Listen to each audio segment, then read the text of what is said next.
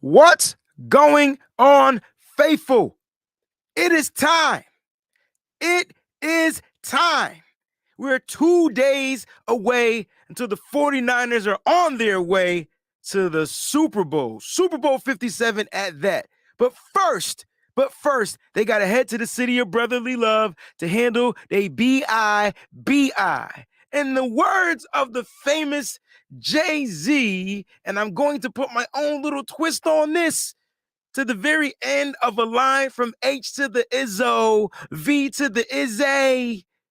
But somehow we gonna beat them Eagles like we Brocky. Y'all figure that out right here on the WayneBreezie Show. It's gonna be lit. We got 2 people coming on today, baby. Y'all better get ready. Let's go.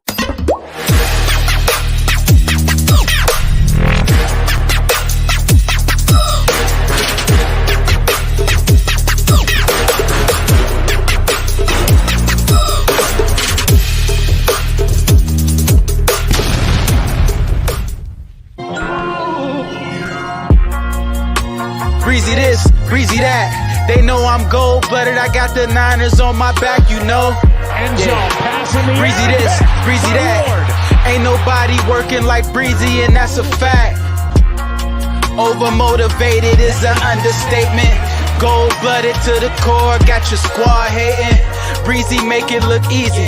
Breezy on everything like 05067 Weezy. This is not a game. Yeah, we faithful in every way. And even though we on the East Coast, very loyal to the Bay. Heavy red and gold every day. And if you really a Niner fan, I know you can relate. Applying pressure with this content like Smaller Bear. We not accepting no slander about Trey, so beware. I stay in exclusively Niner hats. And I always tell the truth, this exclusively Niner facts. Breezy this, breezy that. They know I'm gold-blooded. I got the Niners on my back, you know. Yeah. Breezy this. Breezy that. Hey, you hear the bells. You hear the bells.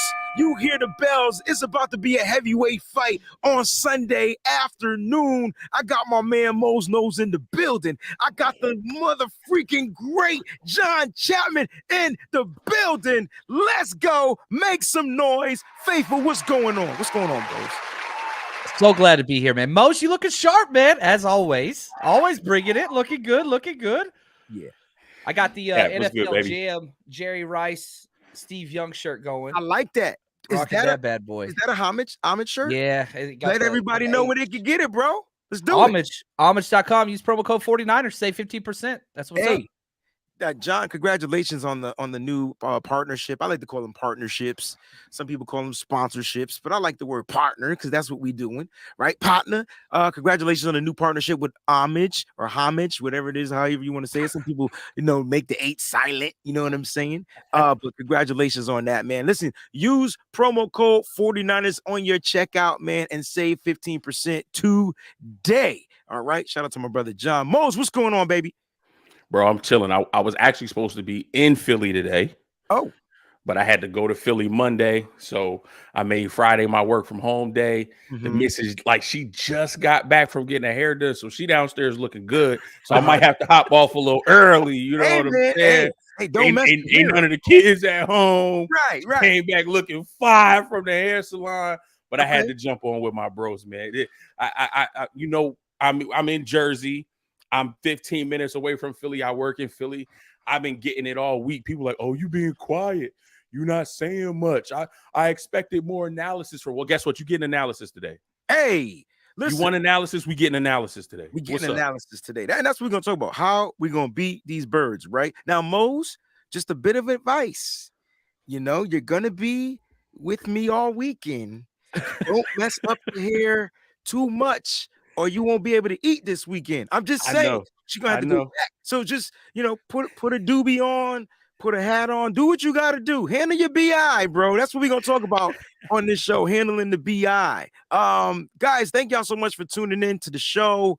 It's good to be back. I tell you what, we're gonna do a special treat because John's gonna be leaving within the hour. Moses is gonna be leaving soon, but guess what? I'm not gonna end the show because I'm gonna open up the phone lines and you guys are gonna get to join me because you guys didn't talk to me all week and we want to hear from you. All right, now before we do that, we got to pay a couple of the bills. Make sure you guys hit the like button real quick, comment, subscribe right there on the channel. I promise the links to the descriptions of their channels will be in the description of the show. All right, so you can subscribe to Mo's Knows. You can also subscribe to the 49ers Rush channel as well. John, I'm sorry.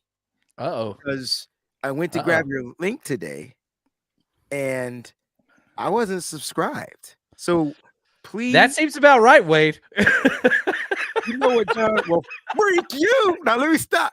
I didn't know. I didn't know. Love, man. It's the old channel, the new channel. I get it. Yeah, but you ain't have to come at me like that, Ricky Bobby. I'm just messing with you, man. Nah, it's all good. You need to double check. Are you subscribed to Mo's Knows as well? There we go. You know what? Let me go ahead and double check. Yeah, you can double check. It's funny because I went to grab the link and I'm like, oh shoot! But it was the old channel. Because sorry, John. Sorry, Mose. I'm just saying sorry. Hey, at least I told on myself. I ain't scared. I'm telling on myself right now. I was not subscribed to Mo's Knows. See? Look, let the sun set free. Is truly free indeed. It came back, man. It came back on me. It came back on me. And that's what John get for talking. I can't curse yet. It's too early in the show, but that's what you get. Now John is paying me back because I came at John a little bit south the other day. John was like, man, anytime you get Wayne hungry, we talked about this yesterday. You better be ready. We got Rocky on the steps this week. Wayne hungry, you got to feed that bear, dude. All right, listen, it wasn't the fact that I was just hungry, y'all. What happened was, we did when John throws a tailgate party, bro.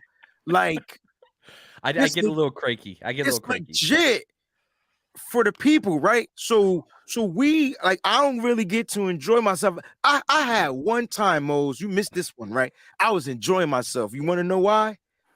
Because one of his peoples brought Madden 2007. And I had just scored a touchdown, and then John was like, yo, you gotta let this kid play. And the kid lost. He did lose. So that whole time, I carry my burdens with me, but I don't take them to the altar. So the whole time I was already mad at John. He just didn't know it. And so it was just one of these moments. I felt it too. I was like, hey, man, we got some kids that want to jump on here. So at halftime, if you don't mind swapping out. And I could feel just like this. I could feel it. I was like, uh-oh. He said it just like that. It was mad nice. But the fact that I was, I'm competitive, bro. Right. But now great trip, great tailgate,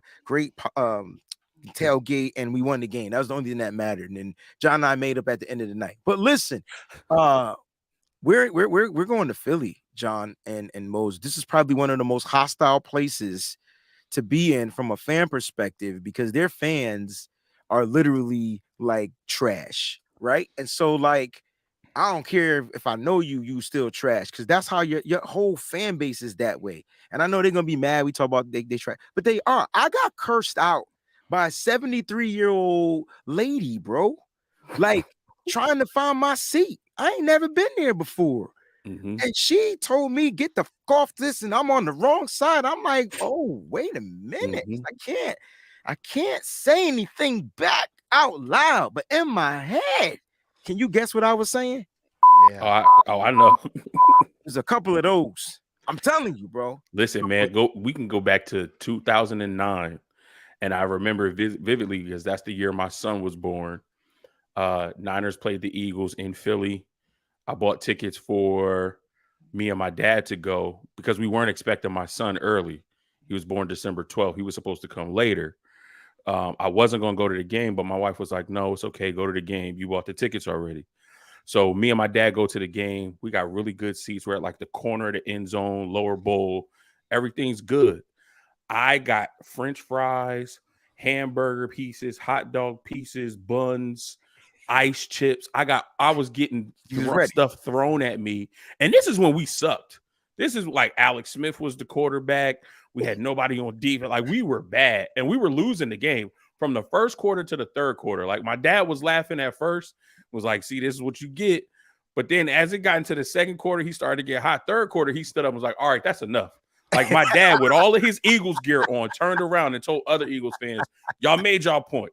We get it. Stop throwing food at my son or I'm gonna fight y'all. And then they was like, All right, you got it back up. But that's how they will throw things at you. Okay. For the entire game if you don't tell them to stop. I got tackled after the 49ers game. When we beat them week 2 last year, we're walking out of the stadium. Like, we're out of the stadium, and I just get clipped from the back, just like blindsided. And so I pop up ready to go.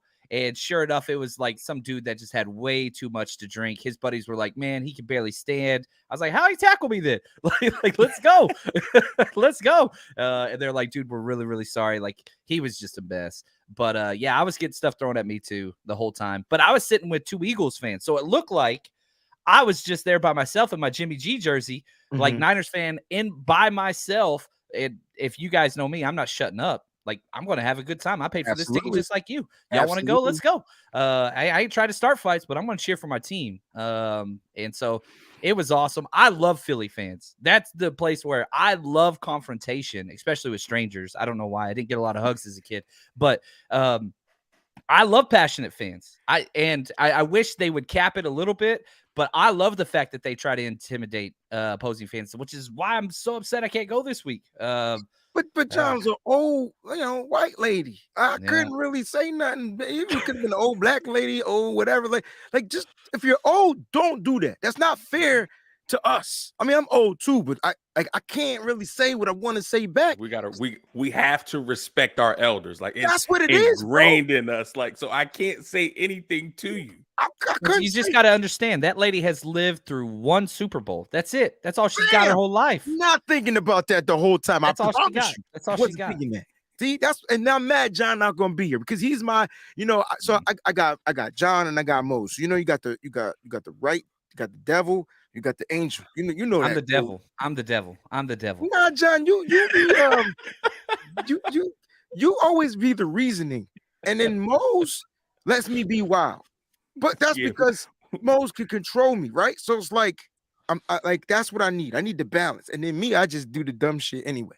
Like, that's how we are when we at these games. It's always fun though, always fun. But listen, we are going to be in hostile territory, right? Not worried one bit about the fans. Somebody tweeted, and I was reading the tweet. He was like, listen, I'm a 49er fan, but I live here in Philly. Listen, if you're going to be a 49er fan, rock your jersey. But when you leave after we win, take it off. Like, fine, I'm not taking my jersey. Wait, after who wins? After the 49ers win. He's like, once take our jerseys off? Yeah, because he said that's when the Philly fans going to really activate. And because they're going to be mad that they lost? Yeah, so he's like, just crazy. That's right. You crazy. No matter the outcome, I'm not taking off nothing. What are you talking about? I gotta come with another outfit because y'all gonna be mad that y'all lost. I'm gonna put another jersey on. I tell you what, I'm gonna have one in the bag. I'm gonna put another one on. It's not my fault y'all suck. There it is. And that's what we're here to talk about, guys. I know they don't suck. They're pretty good, actually. They didn't get to the show. You know what? They're gonna suck on Sunday. And that's the point, right? And they're not gonna be their normal Philly selves. I want Philly fans to understand that you're not going to be your normal Philly. Like the way you were beating teams, cool.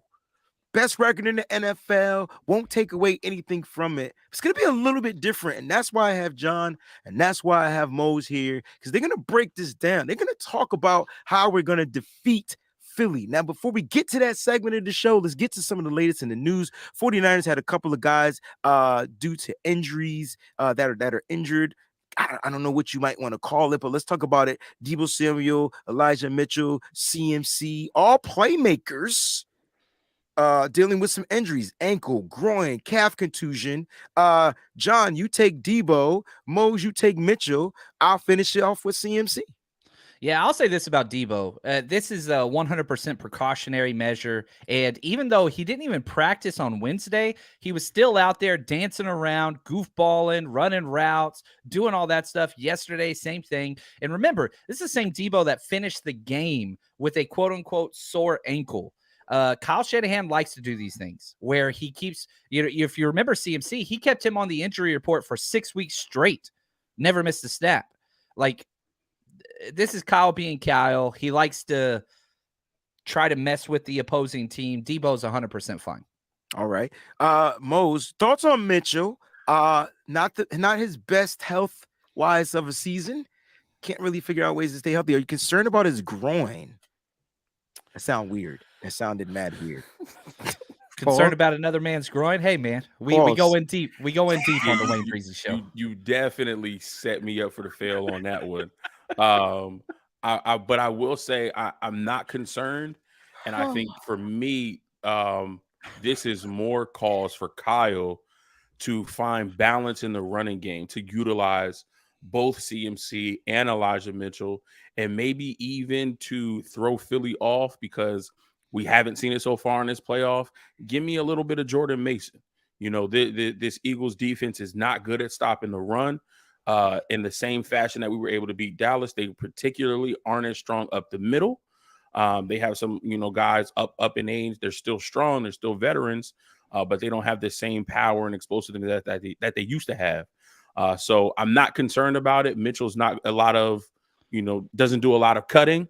So I'm not really too concerned about another man's groin right now. I didn't know how to say. I should have said about the injury. So I'm just half contusion. Listen, it's CMC. It's nothing serious in my opinion. I still think he's going to be that dynamic player that you need to see out there.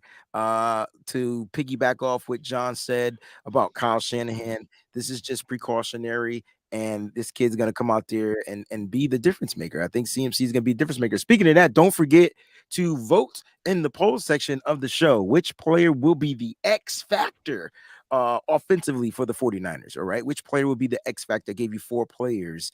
I would love to know your thoughts on that. Other guys that were limited in practice, look like the whole damn team was limited in practice as this thing scrolls on down by. Jimmy Garoppolo will not play. Okay, guys. So Jimmy will not play. The backup quarterback will be Josh Johnson, right? If anything was to happen. Let's talk about Charles Omenihu, who has an oblique injury. I don't want to talk about the situation outside of that. Let's talk about this oblique because we've dealt with obliques on this team for some reason. I just got left the gym working on my obliques, and it don't feel right now. Any concerns about Charles Omenihu and his factor in this game? Because it looks like he's going to be playing. Yeah, limited, but remember, he came back in the game. You remember he left in the second quarter. They walked him to the locker room, might have got an injection or something, whatever. Came back and played. So Shanahan said, if Omenihu's healthy, he will be playing this week. And then he finished it with, it is not the time to kick him off the team now until we get more information. So do with that what you will, but I fully expect to see 94 out there. Not the biggest fan of it, but I'm big on protect the team. That's the thing. That's kind of where I come from as an ex-coach. Protect the team.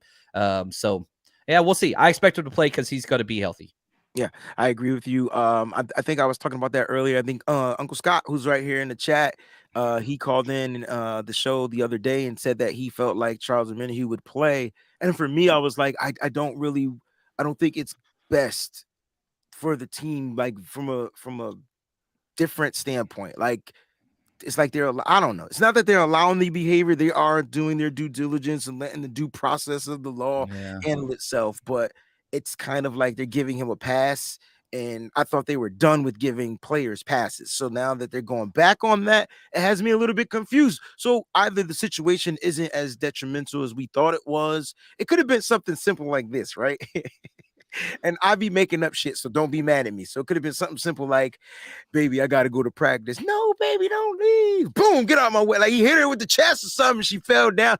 I don't know what it was. I'm just thinking it was something stupid because she has no bruises and things like that. We don't know about that, the seriousness of the report, but she wasn't injured. So, yeah, I'm with you, John, on that. Mose, question mark, because there's a player that was limited that ain't practicing like 55 weeks, and he's my guy. Ambry Thomas, who's probably going to suit up, which means somebody's going to be inactive.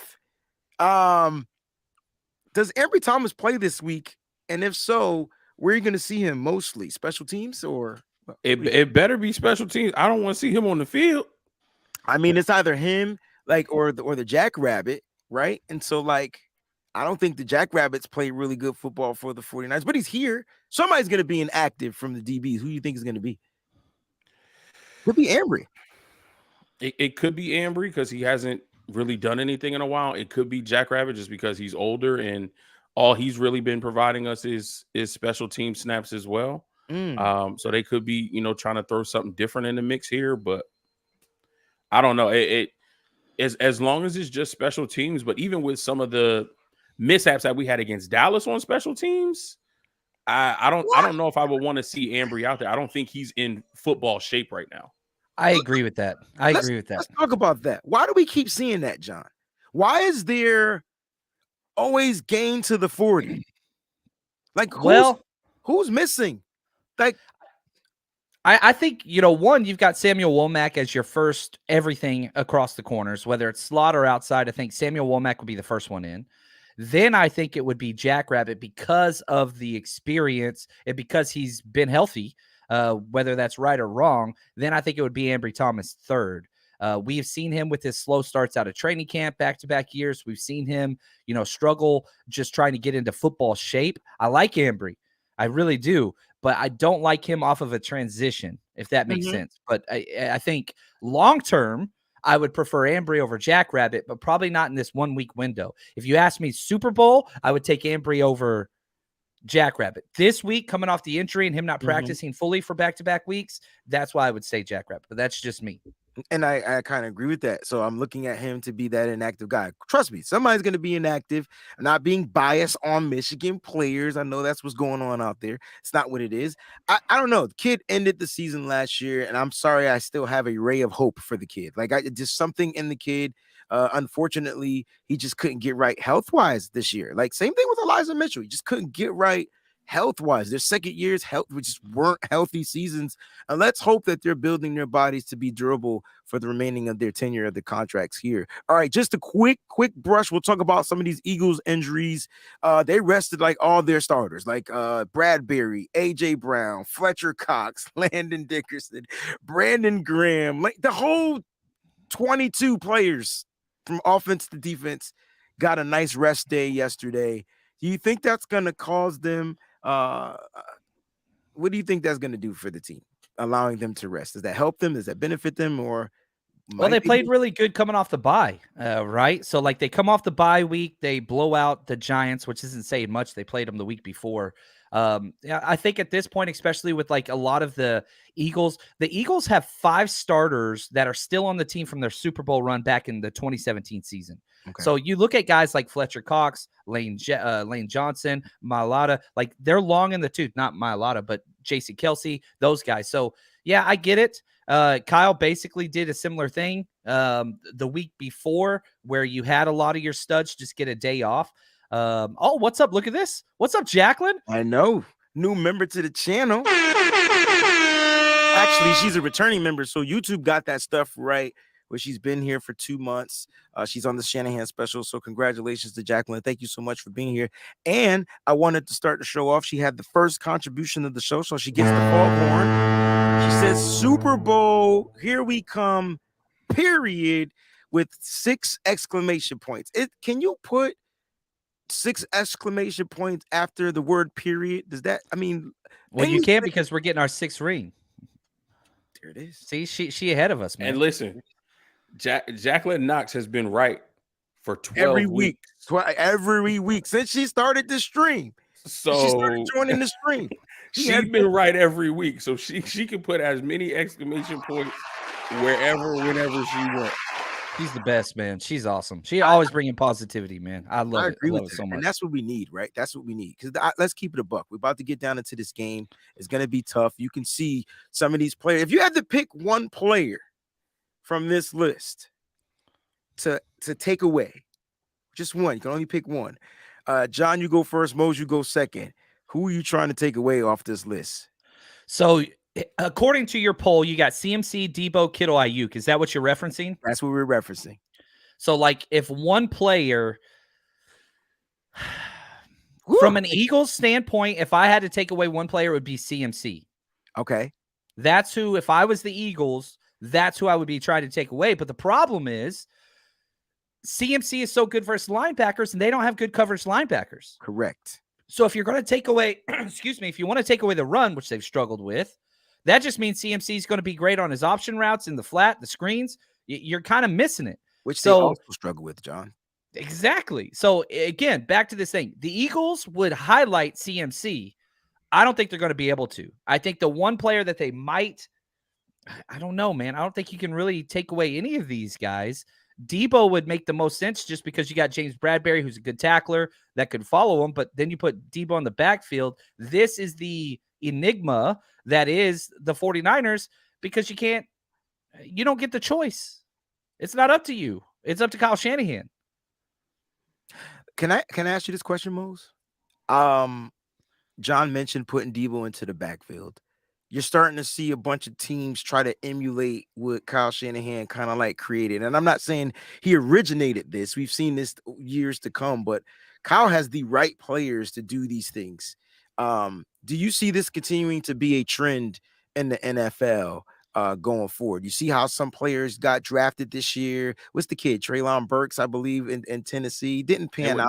They were calling him Debo 2.0. And he didn't even play. He was injured all season. But I'm just curious to know, do you think there's going to be more collegiate players coming out? And if you have your eye on anybody, let me know, because your boy will be covering the Senior Bowl next week. I will be out in Mobile, Alabama, covering the Senior Bowl. So that's going to be pretty fun. But Mose, what do you think? Do you think this is a trend? Of course. I think what Kyle Shanahan is doing with his offense, not particularly from just a schematic standpoint, just what he wants in his players. He wants versatility. He wants tight ends that can not only catch the ball and run good routes, but can also block in the running game. He wants wide receivers that can catch, can get yards after the catch, and guys that are like Debo who can line up in the backfield, or like Brandon Ayuk who can take a jet sweep. He wants guys like CMC who can be a traditional running back and then also be a non-traditional running back.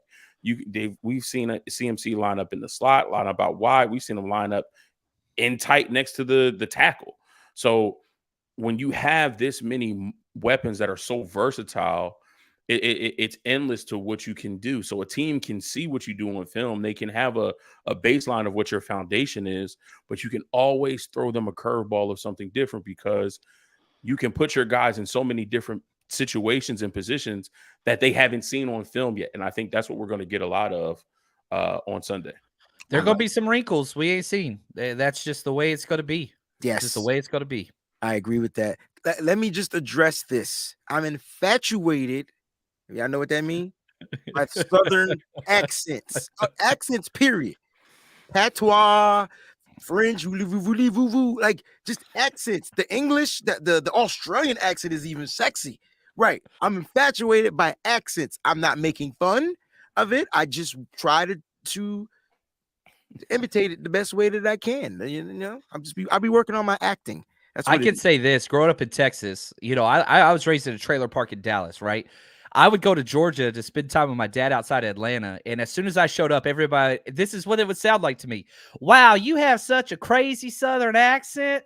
That's what they would say to me. And I'm like, girl, you live on a farm. Like, you don't get to talk to me about being in the South. No. There's different. Like, I'm sorry. Alabama's a whole thing. So I think I know what Alabamians sound like. So in my head, whatever comes out, I love it, man. I love it. But I'm not making fun of them. I'm just telling it like it is. I don't want people to be like, I am. All right. I am. All right, guys, let's get down to the nitty-gritty. You ready? What do the 49ers have to do to defeat the Eagles? I have something I want us to listen to before you guys speak. I don't really listen to Acho. I don't really listen to him that much. But lately, he's been getting a lot better, and I've been liking some of his breakdowns. Let's check out his breakdown. I want to know what you think. He said these are the 3 ways he feels the 49ers can beat the Eagles. After hours of film study, I realized there are 3 ways to beat the Eagles defense if you're lucky. Attack age, angles, and athleticism. AAA, age, angles, and athleticism. Do you want to try Darius Slay? Nah, Pro Bowl cornerback. You want to try Bradbury? Nah, Pro Bowl cornerback. But who is that? Undrafted rookie, Reed Blankenship. Let's see if we can attack him. Age and angles. Rookie, age, angle, post safety. That's Christian Watson on a crossing route. What kind of angle are you going to take? Angles beat speed unless you take a bad angle. That's a bad angle by the safety. He should have been out wider. Next thing you know, Watson taking that to the house. But Niners fans, y'all used to this. That's Deebo Samuel. This is Pro Bowl safety Quandre Diggs. Same kind of predicament. What angle are you going to take? You're going to go inside of Ayuk out here blocking? You're going to go outside. Deebo Samuel, regardless of which way Pro Bowl safety goes, he's going to make him wrong. Attack age, attack angles. But lastly, what did I tell you? Attack athleticism. Once again, that's the undrafted rookie Reed Blankenship. He's done a great job for the Eagles this year, but you have to try to find a weakness on a defense that basically has no weaknesses. Attack his athleticism. Okay, you're in a stack formation. Remember that? That'll be important here in about 30 seconds. He's in a stack formation. Eagles are good to run a 5-man pressure on 3rd and 4 or less. They're good to run a 5-man pressure. Okay, that means he's in man-to-man. He's in man-to-man. We got to attack that athleticism. Okay, Niners, stack. Once again, it's 3rd and 3 versus the Dallas Cowboys. Last week, we all saw it. George Kittle, that's against the safety. That might be Reed Blankenship. Attack the athleticism. Attack the athleticism. George Kittle, attack the athleticism. I got to attack the age, I got to attack the angles, and I got to attack the athleticism. I have to attack that again. The Eagles defense basically has no weaknesses. It is the job of Kyle Shanahan to scout and see if you can find any weaknesses on a defense that is near perfect. That's how I see it. Age, angles, and athleticism. Attack that. Ready, break. Age, angles, athleticism. This probably was his best. He could win a Pulitzer Prize from this alone. Like I really felt like he broke down the film in a John Chapman way. Age, angles, athleticism. John, take it away. Well, I'm a Longhorn. Okay, so is Acho. I Like can't stand that dude. I hate that dude. I don't like him at all. I can't stand him. He's annoying as hell. But that was nice. It was nice. I'm not a big alliteration guy, but hey, it worked for him. And he's not wrong. He said, one of the things that I probably had the biggest question mark about, he's like, there's no weaknesses on this defense, but his whole video was about weaknesses. On the defense. Yeah. But whatever. No, I think Reed Blankenship, I think that you go after Kaiser White, their linebacker. That's the one that I circled. My number one matchup this game is Kaiser White. We saw Shanahan do it to the Seattle Seahawks not once, but twice, but 3 times, where number 57, the linebacker, I don't even want to say his name just because it's embarrassing. Kyle Shanahan just abused that dude in the run game, passing game, all that. I think that's what's going to happen this game. So Reed Blankenship, I even think Epps, the other safety, and then you're going to throw in Kaiser White. Those are the 3 guys I'd go after. I liked it. Mose, what was your take on this? His take? I think he did a good job, pointing those things out. I think for us, being able to take advantage of that is, one, giving Brock Purdy time, but then him making the right read. So, when he showed that clip of us in the stack and George Kittle taking advantage of that athleticism aspect where he made Wilson fall to the ground, if Brock holds on that for another second longer, he's able to hit Kittle for a much bigger gain. Now, he was able to hit McCaffrey. That was a little bit contested. McCaffrey made the catch. We got the first down. So, I'm not piling on him or saying that, he didn't do a good job. But in this game against a better defense and an offense that I believe is going to produce at a higher clip than the Cowboys did, you're going to have to make the right read, not just make an okay read. You have to make the right read. So it's great to take advantage of those 3 A's, but giving Brock Purdy time and him making the right decision is going to be the ultimate key to exploit those mismatches. Let's talk about the time, right? Because, and Mose, I'm going to let you go first on this one. You said you got to give Brock Purdy time. The Eagles have one of the most ferocious defensive fronts in the NFL, if not the most ferocious one. We just finished playing a ferocious one, and it looked like Brock just didn't have a lot of time. Therefore, he couldn't really get into a rhythm to kind of get going until the game started to slow down. Kyle started doing some different things with his offense, right? He started running the ball. Kyle, that works, right? He never went away from that. What are some ways that they can do to give Brock that time? And if Brock doesn't get that time, Mose, what can Brock do to keep this offense fluid? Because you want to keep their defense on the field for a long period of time. I think for me, it's simple. Finding ways to run the ball effectively. And also for Kyle, getting to running up the middle earlier. I feel like too often in the Dallas game, he kept trying to force that outside zone. He kept trying to force getting our running backs to the edge, and it just wasn't working against a team whose biggest strength on defense are their edge guys. Finally, in the third quarter, he decided to run the ball up the middle. That's when we got our touchdown. So maybe getting to that a little bit earlier, utilizing the screen game a lot more. And I'm not talking about just tunnel screens.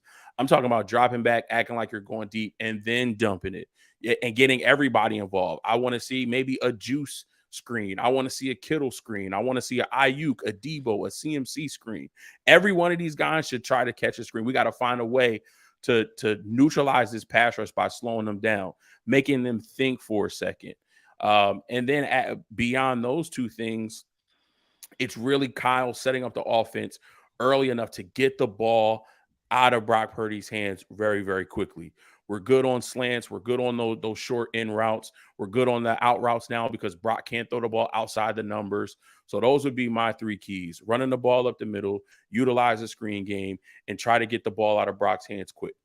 I like that. Nick, what's going on, baby? Before I'd hire you, Moses. Just saying. I know. You're going to be my OC. I love it. I'll be the ball boy at work. But step away to say, what's up, my brothers? What's going on, Nick, man? We love you. We appreciate you. Thanks for tuning in and chiming in. We got one. I want to get to this next contribution by Uncle Scott. Told you he was here.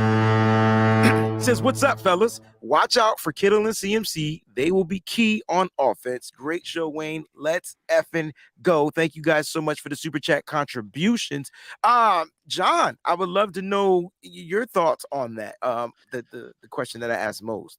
Man, I think you're correct if you look at the Philly defense. What's their strength? The defensive line. However, whenever you break down defenses, there's front seven and there's secondary. That is the bifurcation. If you're splitting the defense into two, it's front seven, which we leave out a lot of times, and that's where the weakness comes in. Because, yeah, the Eagles' defensive line is great.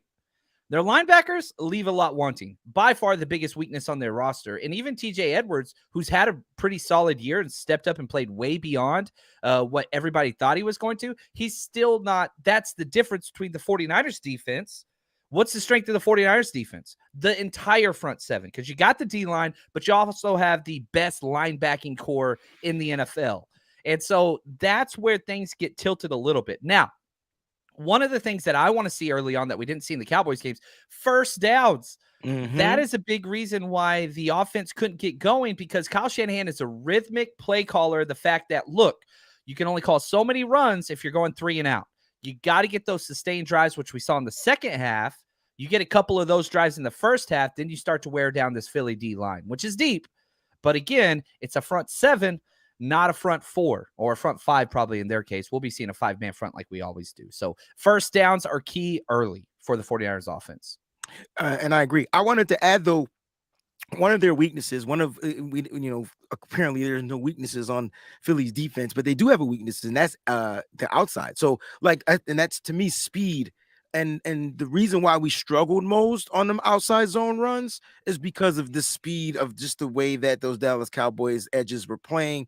A lot of times Michael Parsons was lined up as the Sam, and he was just all over the field. And so trying to get to the edge, he was there. He was there before the edge was even set. They don't have the same speed.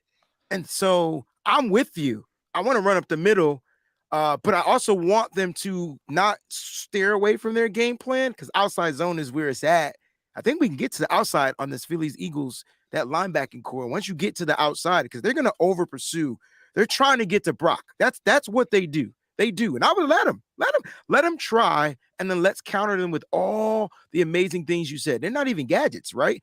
Quick slants. What did we watch Brock do? I think I tweeted I forgot what game it was. I said Brock's slant game is on point. Like, it was just ridiculous. That's what and that's why, John, yesterday I said that watch Brandon Ayuk have the game of his life, because he's the slant king. He's the slant king. He doesn't have to run outpost routes 30 yards down the field. No. He just beats his guy right off the line. Boom, catches the ball 10, 12 yards a pop. And that is what's going to keep your first downs going. See how we just tying everything together? That's what's going to keep your first downs going. That's going to allow them to run the ball up the middle and to the outside. And that's what's going to make those 12-play drives for touchdowns happen. And that rhythmic, these are the homes of the rhythm nation. That's going to make Kyle Shanahan be on his rhythm. Janet? Was that Janet? That was Janet, if you're nasty. Yeah. 5, 4, 3, 2. Yeah. Yes. Lake City said, fellas, did y'all see the interview where Juice said the players told Kyle they just want to run straight at these dudes? And then at the half, this is for last week's, they switched it up. I didn't see the interview. So I believe when Lake says it, I believe it 100%. Some other ways that the 49ers defensively, let's talk about defensively. We talk about offensively, what they got to do to win the game. Defensively, let's talk about it. Let's start with John. Defensively, how do they neutralize that offense? Yeah, I think one of the things that's kind of key is we got to focus on the mobile quarterback, which that has always been kind of an issue in the Sala versus, D'Amico. That wide 9 creates gaps. And so you have to run a gap defense. And I think one of the ways that you stop or at least limit, I don't think you can stop Jalen Hurts from running, but you limit his gains by running a lot of zone coverage with your linebackers. That is what's important there, because as long as you've got Fred Warner and Drake Greenlaw with their eyes on the quarterback as they're getting into their zone drops, you should be able to limit the explosive plays. He's going to run. We understand that's just a facet of his game, and that's okay, but you got to limit the explosives. That's what I care the most about. So I'm circling linebackers on both sides. This is my matchup of the game. Sorry, I know I'm jumping ahead, but Fred Warner and Drake Greenlaw versus TJ Edwards and Kaiser White, that's the difference in the game and probably the biggest advantage for the 49ers. That's going to be a great position battle going forward. Most defensively, John talked about containment. Anything else you see defensively that they must do to win this game? Whichever wide receiver you want to eliminate, make sure you eliminate them. Because here's the thing. We've played 2 games so far, and we played other games throughout this season where one receiver has had a decent game. DK Metcalf went off in the wild card round. We still won by more than 2 scores or by 2 scores. CeeDee Lamb went off in this game. Dallas only scored 12 points. So if you let AJ go off for 9 catches and however many yards, that's fine. Our defense can still withstand that. You can't allow Devontae Smith to also have 9 catches for 100 plus.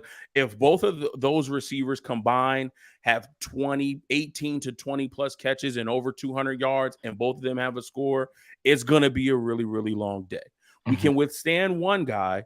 We cannot. I don't know how we'll be able to, or it'll be very difficult to withstand 2.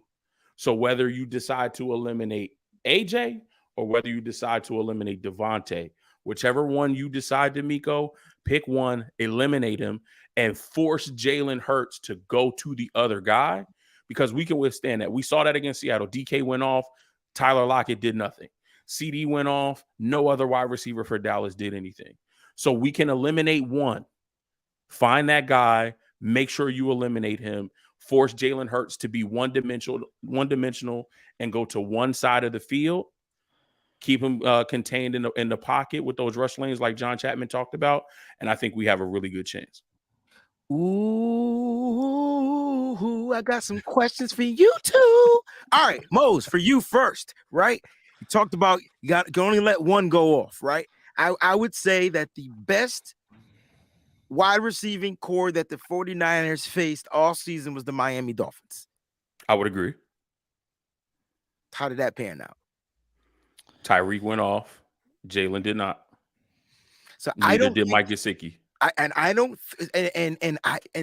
with that being said, I'm not saying AJ Brown and Devontae it's a different monster because of the quarterback. I feel like Tua was good up into that game. Hear me out. This is my logic. He was good up until that game. Tua can also run. Tua can also do these things, but unfortunately, he got taken out. All right. Jalen Hurts better than Tua, John? Yeah. From a more dynamic standpoint, yes. From an arm strength standpoint, yes. Okay. From an accuracy standpoint, I would say no. If you Really? look at his completion percentage, 52% his rookie year, 61% last year, 66 this year. So from an but they throw the ball deep a lot more. They do. Um, They they do. throw the ball. That's what he's best at. He's better at deep passing than he is even running the ball. Those are the two things that bring his game. Deep passing and running the ball. That's why it works for them. And AJ Brown's just a freak. That dude. So, That dude. so Good. my thing is, 49ers don't get beat deep. A lot of cover 3. I expect a lot of cover 3 this week. Plenty of cover 3. A lot of people might not understand cover 3, John. Cliff Notes version, John, please explain cover 3. The backside of the defense, the way the 49ers do it, you drop both your corners deep so nobody gets behind them, and then you got Hufanga or you've got Gibson in the middle. So cover 3, you literally divide the field Zone. into thirds, and you don't let anybody behind you in those 3. That's why teams can always throw those comeback short routes and those short out routes, because we're dropping deep. We're putting a shell or a cover over the top of the defense so you don't get beat deep. That's the concept. And here's why that works for the 49ers. I mean, literally, you get into the red zone, you get into that area, you get onto that goal line. It's really hard to score on the 49ers unless you got a mobile quarterback, which kind of changes the game. And so, like, they're not looking to give up the deep plays down the field. So they're giving up the 10 yards, the first downs, the whatever. Notice how many fourth down stops we have on that goal line this year. Like, it's been crazy, right? And it's because at some point the team is going to not be able to get the ball, on those same type of routes. So it's just the way that the 49ers play defense. They've been playing a lot of cover 3. I'm with John. I expect to see that a ton. Like I said, don't get beat deep. Don't get beat deep. Also, here's some fundamental stuff that I feel like they have to do to win the game, right? They have to wrap and tackle and don't do dumb shit. Sorry. Well, I'm talking about Jalen Hurts is going to run. I don't know if he's going to slide, but I'm sure he's going to slide late. That's the dumb shit. So it's like, hey, man, if he slides, just tap him on the finger, tap him on the helmet. No, don't even touch his helmet. Just tap him. Make sure he's down. I don't even think you got to tap him if he slides feet first, right? It's automatic down. Just let him be down. Like, just don't hit him. Don't dive at him. Don't lunge at him. Don't get 15 yards added to a 15-yard run, is what I'm trying to say. Because that's the dumb stuff, and that's how the 49ers will eventually hurt themselves. Interesting stat, though. They also win this game if they win the turnover battle. 15-0 when the 49ers tie or win the turnover battle. That is the most ridiculous stat I've ever heard in my entire life. When they call in, when you guys leave, I'm going to have them call in. The question for them is going to be simple. Would you rather have sacks or turnovers? So it's going to be really good because I want to see what the people have to say.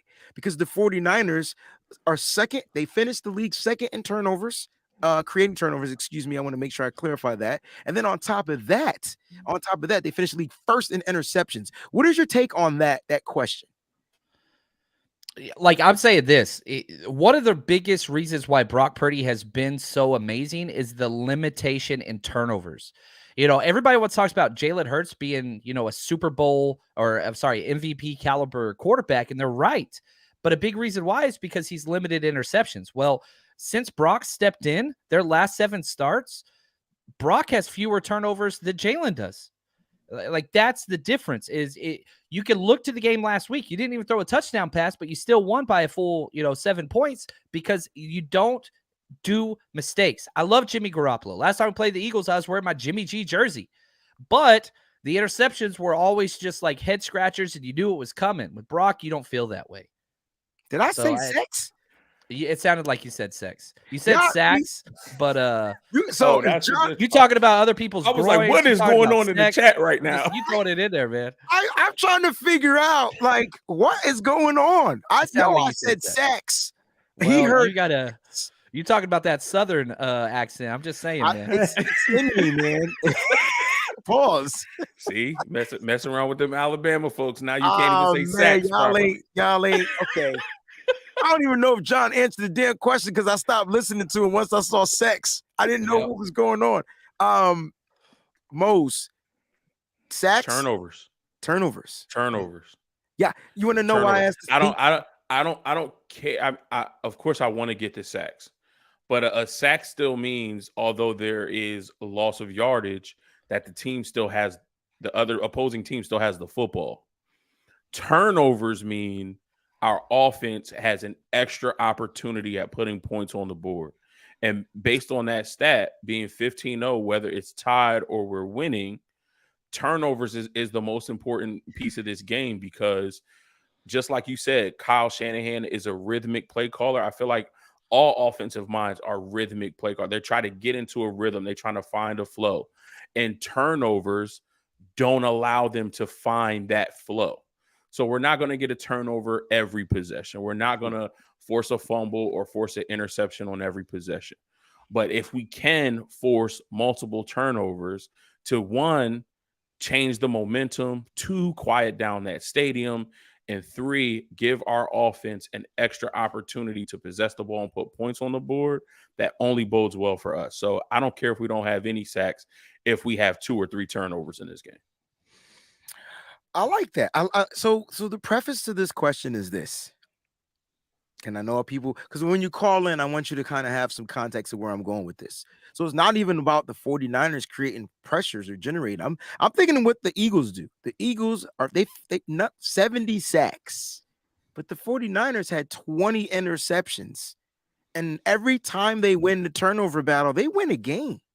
Now, I'm not saying Jalen Hurts is going to go out there and throw interceptions, or their players are going to fumble the ball. But this season, to me, what makes D'Amico better than Saleh is that, A, he's getting his players to create turnovers. And so is giving the 49ers more chances to do something with the ball. And so the turnovers, for me, would be the answer to that question. But Rod says pressures can get you turnovers. I'll take the turnovers. And I totally agree with that. But my thing is to eliminate, like John said, the turnovers offensively, eliminate the giveaways, and make sure you take advantage of the opportunities of the takeaways, if that makes sense, right? Take advantage of the opportunities, because they're going to get opportunities. Not every pass, according to John Chapman, and from the accuracy report that we just listened to, is going to be accurate. Now, if you let him drop back and pressure in his face and get the ball out deep, just close your eyes, because it's probably going to get caught. Like, depending on how we're playing that cover 3, depending on where's the safety, did he see the right read, did he make the right read? Like, so we don't know. But I'd rather take our shot. I'd rather him take shots at that than him dice us up, literally. But if he's inaccurate dicing us up, 49ers should have zero problems on defense. And why come, right? Why come? John, I know you got to go soon. So why come not one, maybe one, Stephen A. Smith, maybe, been the only one, not one analyst, media, national media person is giving the 49ers defense their due diligence? I mean, they finished one. I will interrupt. There is one. Okay. And one who I respect, Bart Scott. Okay. Ooh. Bart Scott. All right. Former Jet. Yeah, man, I'll say this. It's been gross. It's been gross incompetence and just disgusting on just like the 49ers beat the Cowboys. You turn on ESPN. I was on a trip with my old coaching buddies. And so we had the channel on ESPN all week when we were hanging out. They didn't mention the 49ers once in 2 days. Once in 2 days. It was all Dak. It was all Cowboys. It was all Mahomes. It was all whatever. And so, yeah, go ahead. For us, it's our 3 out of 4 years we've been in the NFC Championship. We've been here. But, yeah, it's been and I think a lot of it has to do with a lot of media doesn't actually watch football just because they're on ESPN or whatever. Oh. A lot of them don't know what the hell they're talking about. And so I'm thankful for people like you guys that, you know, obviously it's team-centric coverage, but now we have the opportunity to get this type of conversation on the books. When we were kids watching SportsCenter, you had a minute and a half split that you got to see anything about the 49ers during the season. Then you had to wait a full hour to watch that same minute and a half again, right? Yeah, yep. Yeah. And so, like, I'm very thankful for the time period we're in where you don't have to watch those clowns that have no clue what the hell they're talking about and just putting narratives out there, not backed up by anything. I'm very thankful for things like this. And I do have to bounce. Yes. I want to say thank you, Mose. Thank you, Wayne. Thank you. This awesome chat as always. I love doing this. And Niners going to get that dub this week, man. Real quick before you leave, do you have a score prediction? My score prediction, man, I haven't nailed it down. I got 3 of them as I do all my research. I've got 3 different score predictions on there, but I'm going to stick with this one. I'm going to go 24-20. That's what I think the score is going to be. Niners win. I got it close, 24-20. I like that. I like that. Guys, make sure you save that. Make sure you subscribe to John's channel, 49ers Rush. All right, podcast right here on YouTube and everywhere else, man. John, we love you. We appreciate you, man. We'll see you around. Take care, guys. Appreciate it. Peace, man. Enjoy your weekend. All right, Mose. I'm going to be opening up the phone lines within the next 5 minutes or so. I want to get people on here. I want to hear what they got to say. John gave us a nice position battle. He focused on the linebackers, right? Focused on the linebackers. He also gave us his key matchup a little bit earlier as well. I need to get Moses' position battles and then his key matchup. Give me one position battle other than the linebackers. So John went linebackers. Here, I'm going to go safeties. Ooh. Because we have 2 sets of safeties where, yes, one is a Pro Bowler, but at least us as 49er fans, we know sometimes the deficiencies in Talanoa Hufanga's game. And I think the safeties are going to be particularly important. You played the clip from Acho talking about Reed Blankenship, and Chapman mentioned Marcus Epps. So those are 2 guys who are not big time guys. It's not like, we're going up against Ed Reed and Troy Polamalu and we have to be very, very afraid. So there are weaknesses and advantages that we can take. There are things we can take advantage of against those 2 guys. But there are some weaknesses that the Eagles can take advantage of against Talanoa Hufanga and T. Git. So, they have the speed. Both Git and Hufanga are nowhere near as fast as Devontae Smith. And I don't think either of them are as strong as or fast as A.J. Brown. Let's just keep it a buck. So the Eagles have good wide receivers. So my position battle is going to be those safeties. The Eagles safeties versus our safeties. Who steps up and makes a big play, and which safety group makes the least amount of mistakes? So they got Charner Johnson, right? I forgot about Charlie, right. Chauncey Gardner-Johnson. Chauncey Gardner-Johnson. He's also, so you could put him in there too. He might One of the things that I know about him, though, while he's a very good safety and he's good at turning the ball over, he's one of the the top interceptors this year. He's one of those. He likes to jump plays. He likes to jump passes. That's that. So you can take advantage of his aggressiveness. Mm-hmm.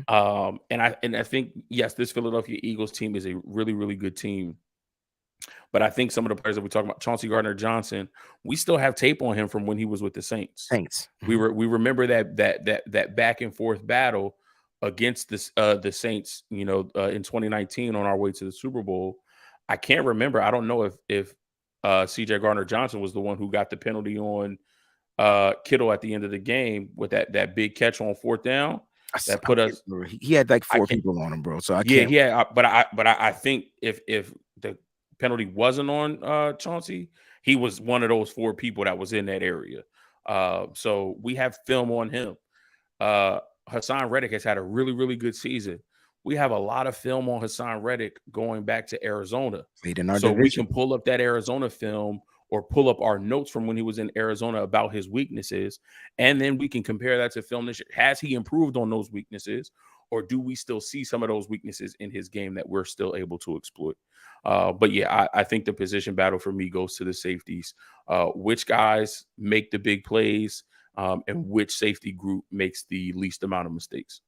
I like that. I'm going to go to the offensive side and give you my position battles. I think the position battles is going to come with the running backs.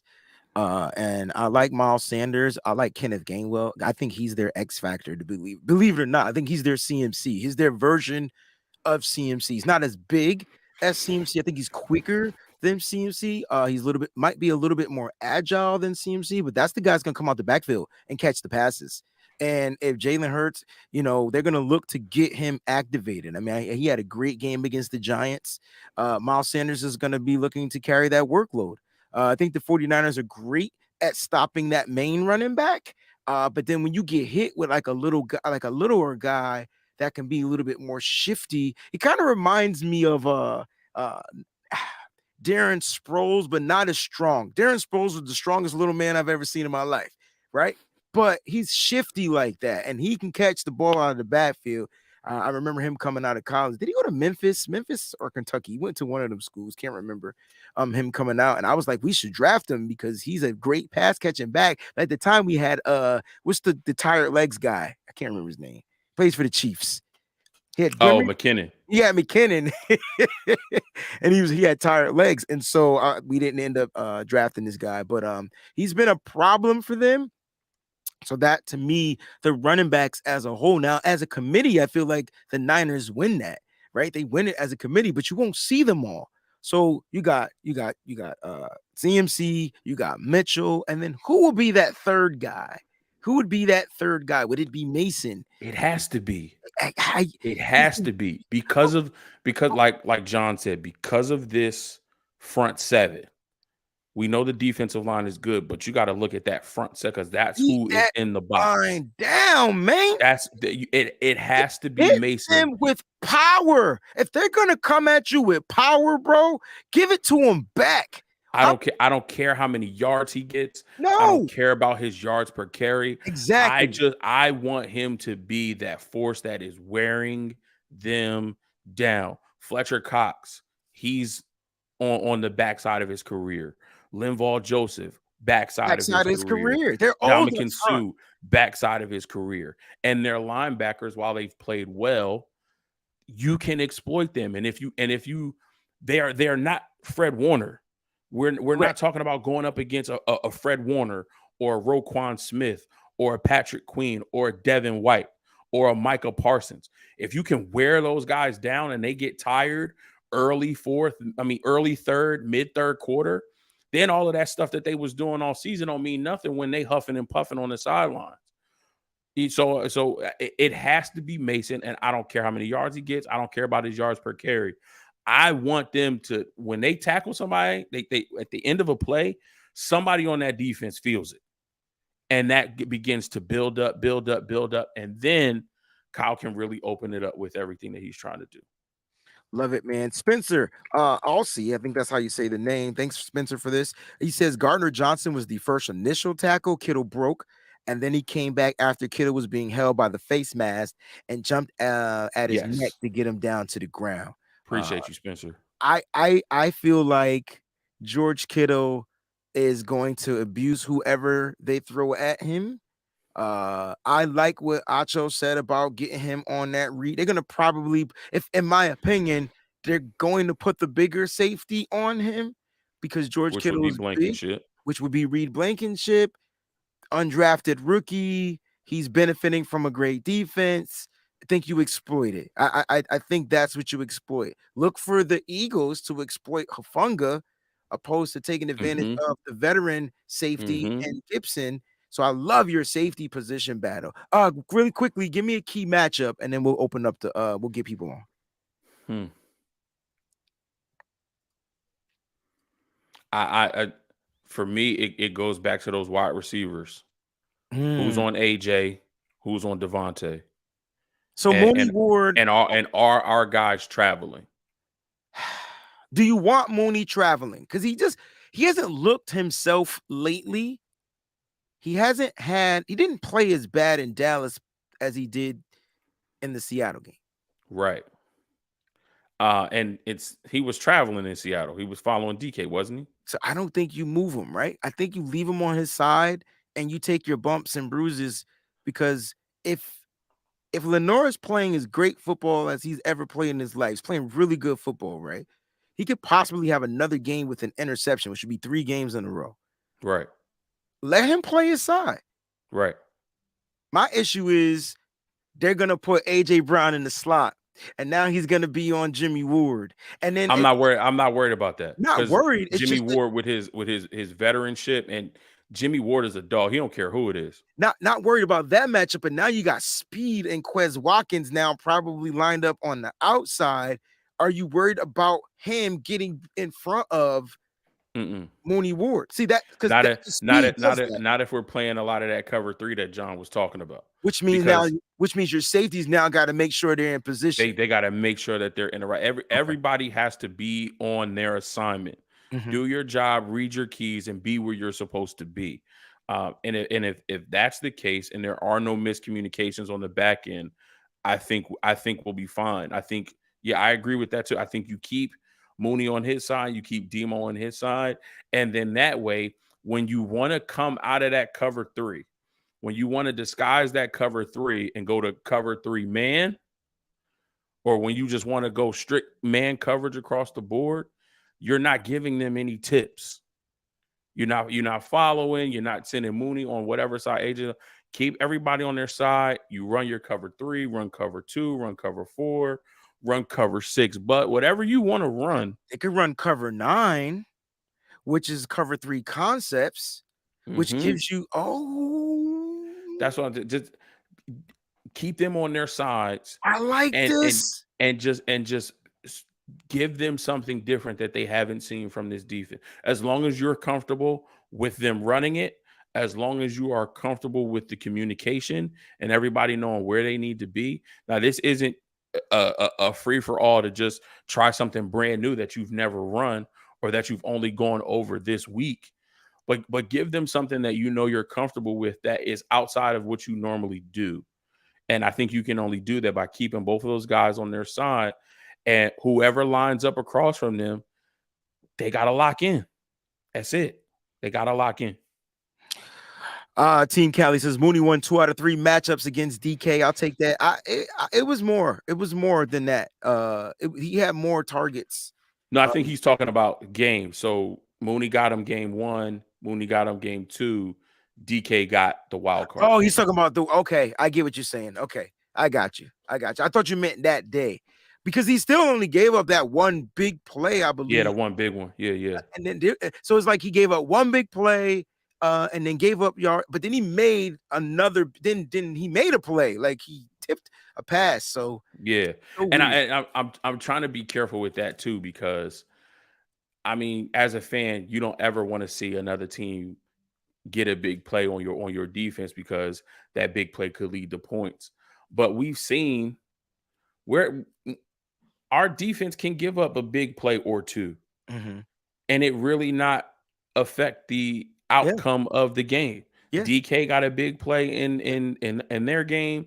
CD had one big play in the Cowboys game, and it really wasn't affected. So I'm trying to temper my own expectations, because of course I want my defense to go and pitch a shutout and shut them down completely. But I know that there may be an instance where, we give up a big play or two. As long as we are limiting those big plays and limiting the short and intermediate plays, there may be something that we give up, or we may not give it up. They just made a better play than what we were able to defend. But we've shown that bend but don't break mentality is still well ingrained in this defense and in the mind of our players and our coaches. So, giving up, a big play here or there, it really, doesn't mean much as long as we're playing, solid defense the rest of the way. I like that, bro. I like that. We're gonna bring you guys on the show real quick. John, is it Diets or Deets? I'm not sure. Probably Deets. He says not all Eagles fans are trash. Get real. Had a couple of exclamation points. Feel like he kind of. I'll agree with that. I mean, I only know 2. That ain't trash, but I know one, and one of them is my grandmother. So. Right. So when I say Eagle fans are trash, it's you understood. It's general. Like in general. It's not everybody. Because I do know some Eagle fans that are family. They cool. Right. And then one of my best friends, an Eagle fan, he cool. I mean, first thing he did was talk trash after we beat Dallas. But before that, he was telling me what we needed to do to Dallas. So I get it. But I'm talking about the ones that I met at that stadium. The stadium fans are different than the fans that sit at home, the fans that, you know what I'm saying? From my experience, it's some experiences. Right. And that's because you're getting a larger population of them. Facts. So anytime you get around a larger population of people, feel more comfortable. You going to get different types of people. They feel more comfortable. And then when you get those different types of people who more comfortable, and now they got a little bit of liquor in their system. When the Remy's in the system. Ain't no telling. We're not gonna say that word on air. All No, right, we're guys. The not. link is in the chats. You got me, myself, and Mose here. And so Mose has to jump off. We're gonna do this for about another 20 minutes. So 20 minutes. Everybody, you'll get 2 minutes to talk. Get your talk on. We want your hot take on what the 49ers need to do to win this game. That's what it's going to come down to. What do the 49ers need to do to win this game? Click on the link inside the chat. I'll post it a couple of times. We're going to go right as the order as they come in. All right. We're going to go right in the order as they come in. Let's get this show started. We got the Bishop Terradome first. Same hat, man. I like your taste, bro. You know we got it like that, right? I see. He came in all smooth. He came on his Billy D today. He was Billy D. Williams. See, this is how you started off, WayneBreezie. Good morning, everybody. Good to see everyone. Been hearing a lot. The Eagles, they fast. They got wonderful wide receivers. And I'm getting my accent right, so you won't make fun of me, Breezy. Jalen Hurts runs a 3.940. All these defensive linemen are Lawrence Taylor and Reggie White. They are infallible. They're unbeatable. No. They're insurmountable. Let me tell y'all one thing. This is the San Francisco 49ers.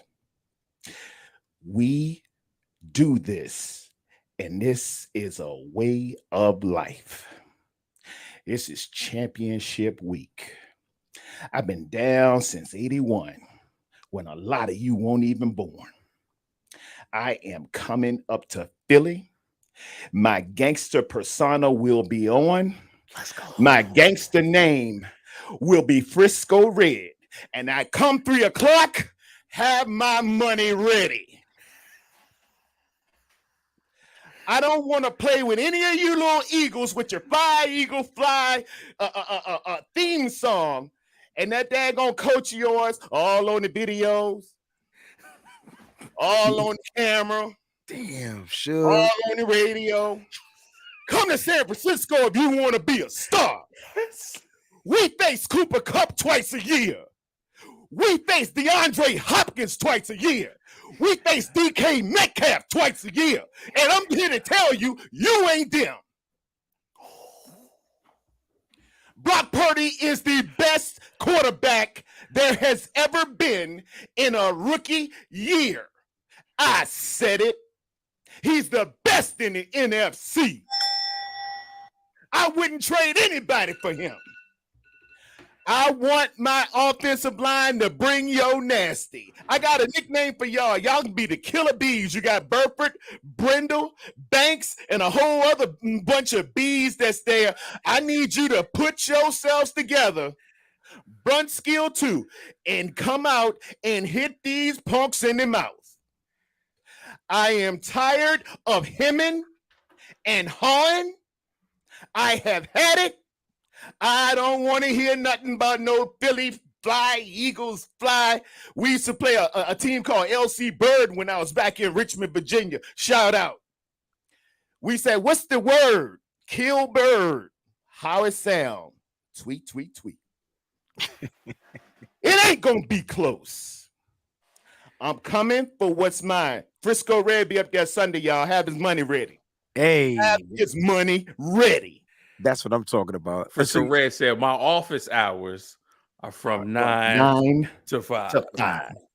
9 to 5. This championship football, we were there last year. And if I had a safety that didn't come to the game wearing oven mitts and a quarterback who throw the ball and close his eyes, I'd have my chip by now. I'm tired of it. I want my chip. Y'all are getting in the way of what I'm feeling. See you Sunday, 3 o'clock. Have my money. It is. Terradome. Thank you, brother. Appreciate you. Love you. But did you see how smooth it was? He just did though. It was smooth. No, at the end. Oh yeah. How he threw in the Philly, the Jilly from Philly. I got getting in the way of what I'm What? They didn't catch that. Nah. They didn't catch the Jilly from Philly ref. They didn't catch it. Oh yeah. They didn't catch it. I know all about Philly, man. Got family up there. Love y'all. My daughter loved the Eagles. My stepson loved the Eagles, and that's real cute. Y'all got y'all one championship. Bill Belichick probably gave it to you because he didn't start the kid Malcolm Butler, and that's cool. That made Tom Brady mad too. That's all right. You got your little chip. Hey, it's time to get this now. I'm coming up there 3:00. Frisco Red and his crew. We ain't playing around. It's gangster time. It's gangster time. You are not the defense we are. You simply are not. Y'all inflated your stats. I went back and looked. You had 9 sacks against the Redskins and 7 against New Orleans and all this stuff. And now y'all this sack exchange. You oh yeah, they really get after people. Oh, they fast and they just no, you ain't. No, you ain't. You out there posing. But we're going to be taking some real pictures. The posers are going to go ahead and go down. We here to get what's real. You are just simply in the way, and you getting in the way of what I'm feeling. Jill Scott. There it is. Terradome, I love you. I appreciate you. Let me get these other family members on here, brother. We'll see you Sunday, bro. Peace out, man. Yo, yeah. That's it. Dion, let's go. Don't hang your head low. Bring it.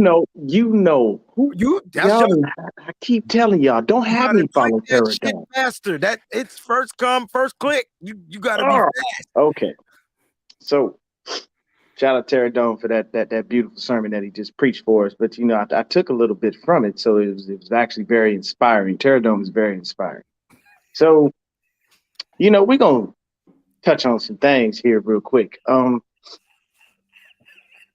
Let me hold on, Dia. Hold on. What y'all got? Oh Lord. These motherfuckers in the chat don't let me off the hook for nothing. I give y'all my blood, sweat, tears on this shit. I said sex, and somehow they heard sex. I don't know, bro. And for some reason, they won't let it go.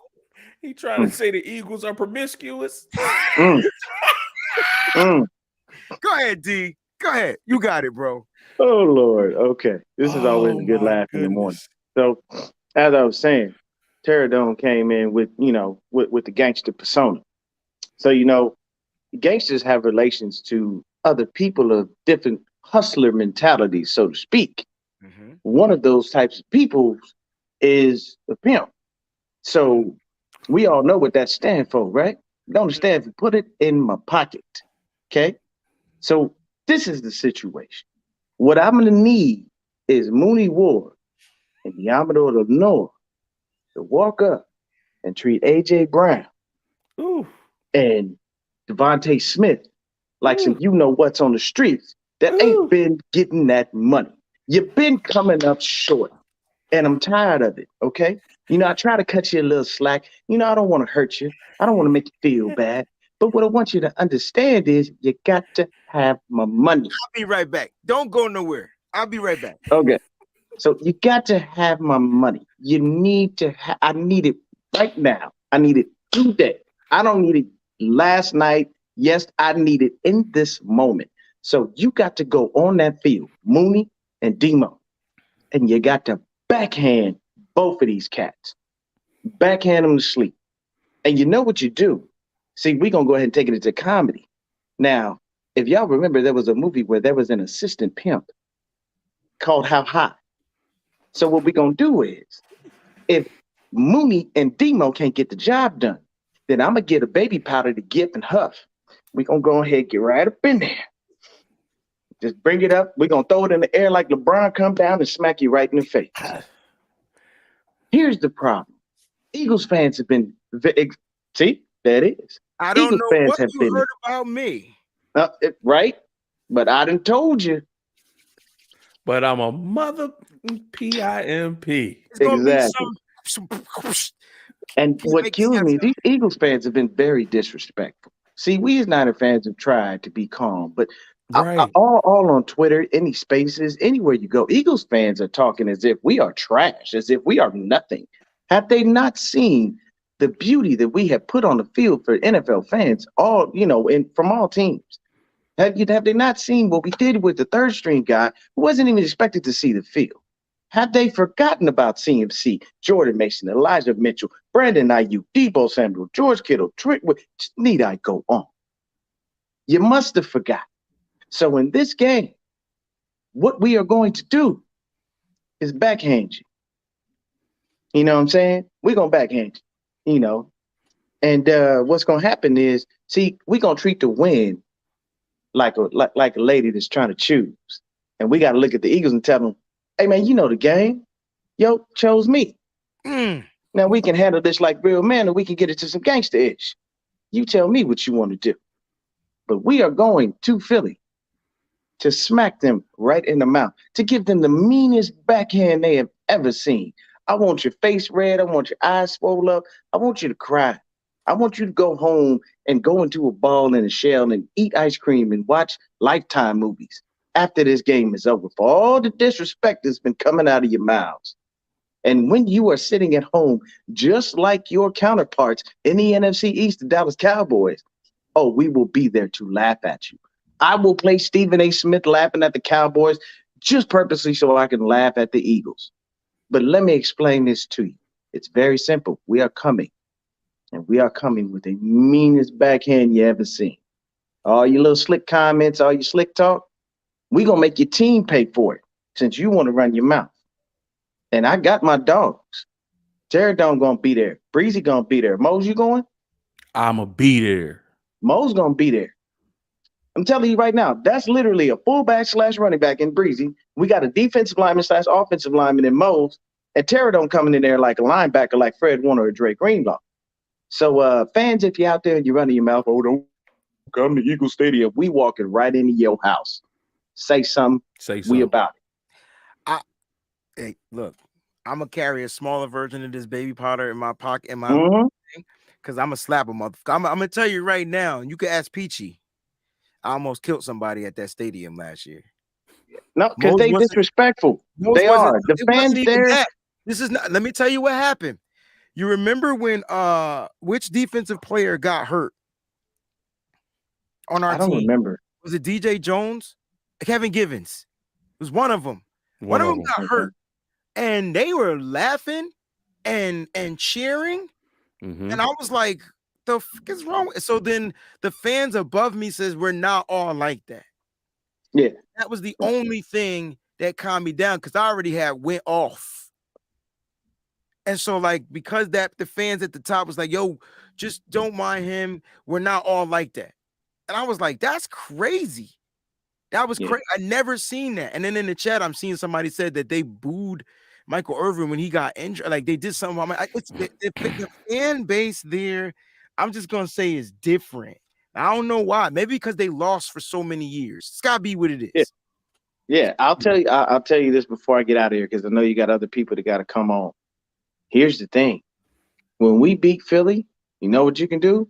You can tell them you got so close, but you didn't get it. Oh. Dang, the Phillies went to the World Series. They lost too. Sucks to be a Philly fan right now, doesn't it? Oh, and the Flyers? We don't even know that they exist. What? What are we talking about here? Somebody help me out. So, believe me, man, we going in there to get this dub. You know what I'm saying? I have full faith in the squad. I have full faith in our guys. I like what Terradome said, but I dubbed our 3 interior linemen the triple Bs, Banks, Burford, and Brindle. So, we will get that. We'll get this win, man. Go ahead, get everybody else on. I just figured I'd, throw a little flavor in there, right behind Terradome. I hate following the guy up, but he inspires me to give you, content like that. Thank y'all so much. Nothing but love. Hey, be safe out there. Breezy, you know the deal, man. Let me know when you get there, bro. For sure, bro. Appreciate you, man. You too, Mose. Appreciate you, bro. Right, peace, D. Eddie G and the Bulldogs is coming up here next. Eddie G and the Bulldogs in the building. What's going on, baby? Oh man, Terradome got me fired up. Dion followed him up. Good lord, good lord.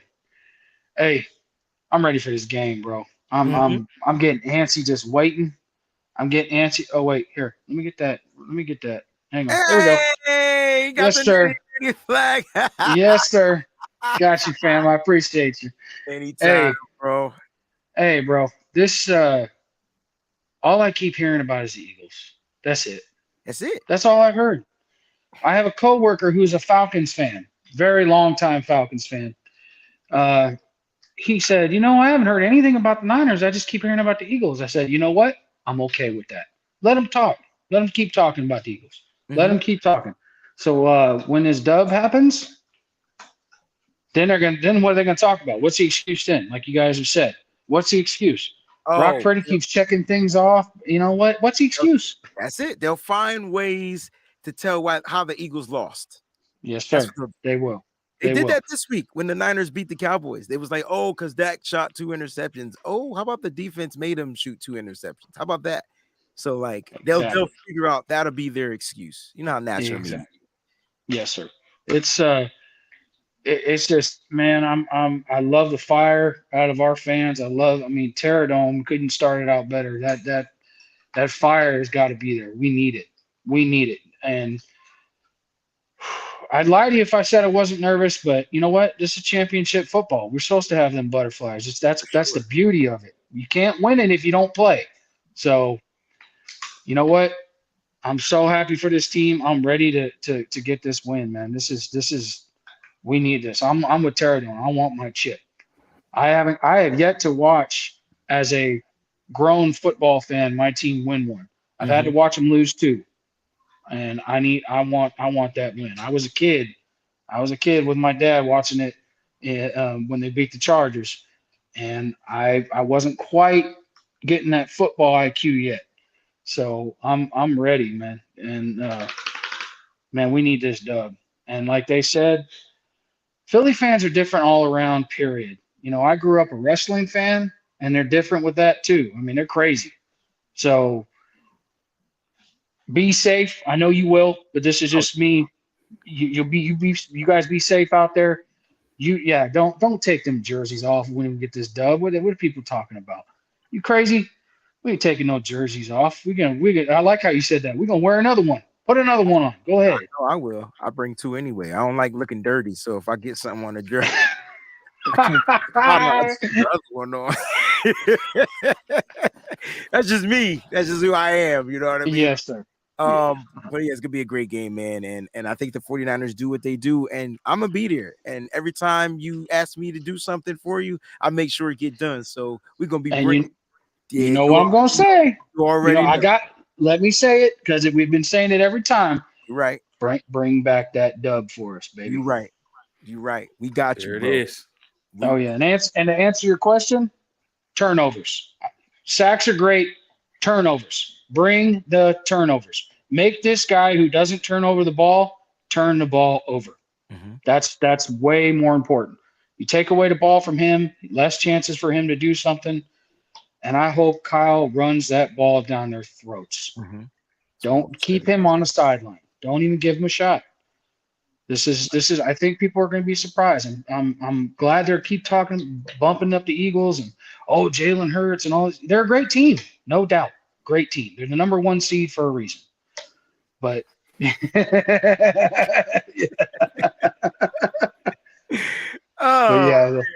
I can't wait, man. I can't wait, and I hope. I think we're going to be just fine, and I hope you guys have a great time, man, and represent our team well. I know you will. Eddie G, man, appreciate you. Eddie G in the place to be. Appreciate you, bro. All right, love you guys. Love you too, bro. You too. Peace. Guys that are backstage, hang in there. We're getting to you. I promise. They're going. I'm gonna get Kenny on. Kenny, you ready? Do you want to be on camera? There it is. See, there you go. Yes, Kenny is here.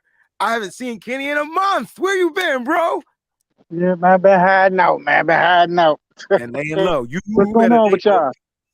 Nothing, man. We here. Excited for this game. We here. We back in the championship game, bro. Like, I need us to get this W. You know what I'm saying? How we gonna get it, Kenny? That's why you here. How we gonna get it? Oh, we Mhm. gotta play. We gotta been doing what we've been doing all year long. Stick to what we know. Force them into some turnovers. Take that ball away. We got 34 turnover takeaways for a reason. You know what I'm saying? 34, man. That's a lot of takeaways, man. You know. I tried I to tell prefer him we finished. Hey, look, we finished number 2 in takeovers. You know who number 1 was? who was number 1. Dallas. And what we do to them? Guys. Oh, they didn't do. Look. I'm asking. I'm Look. saying. Look. What we do to Dallas? We took got the us ball 2 away. takeaways. We was +2. And the only reason why they got a takeaway is because Ray fumbled. Oh, my bad. +1. Yeah, the special teams.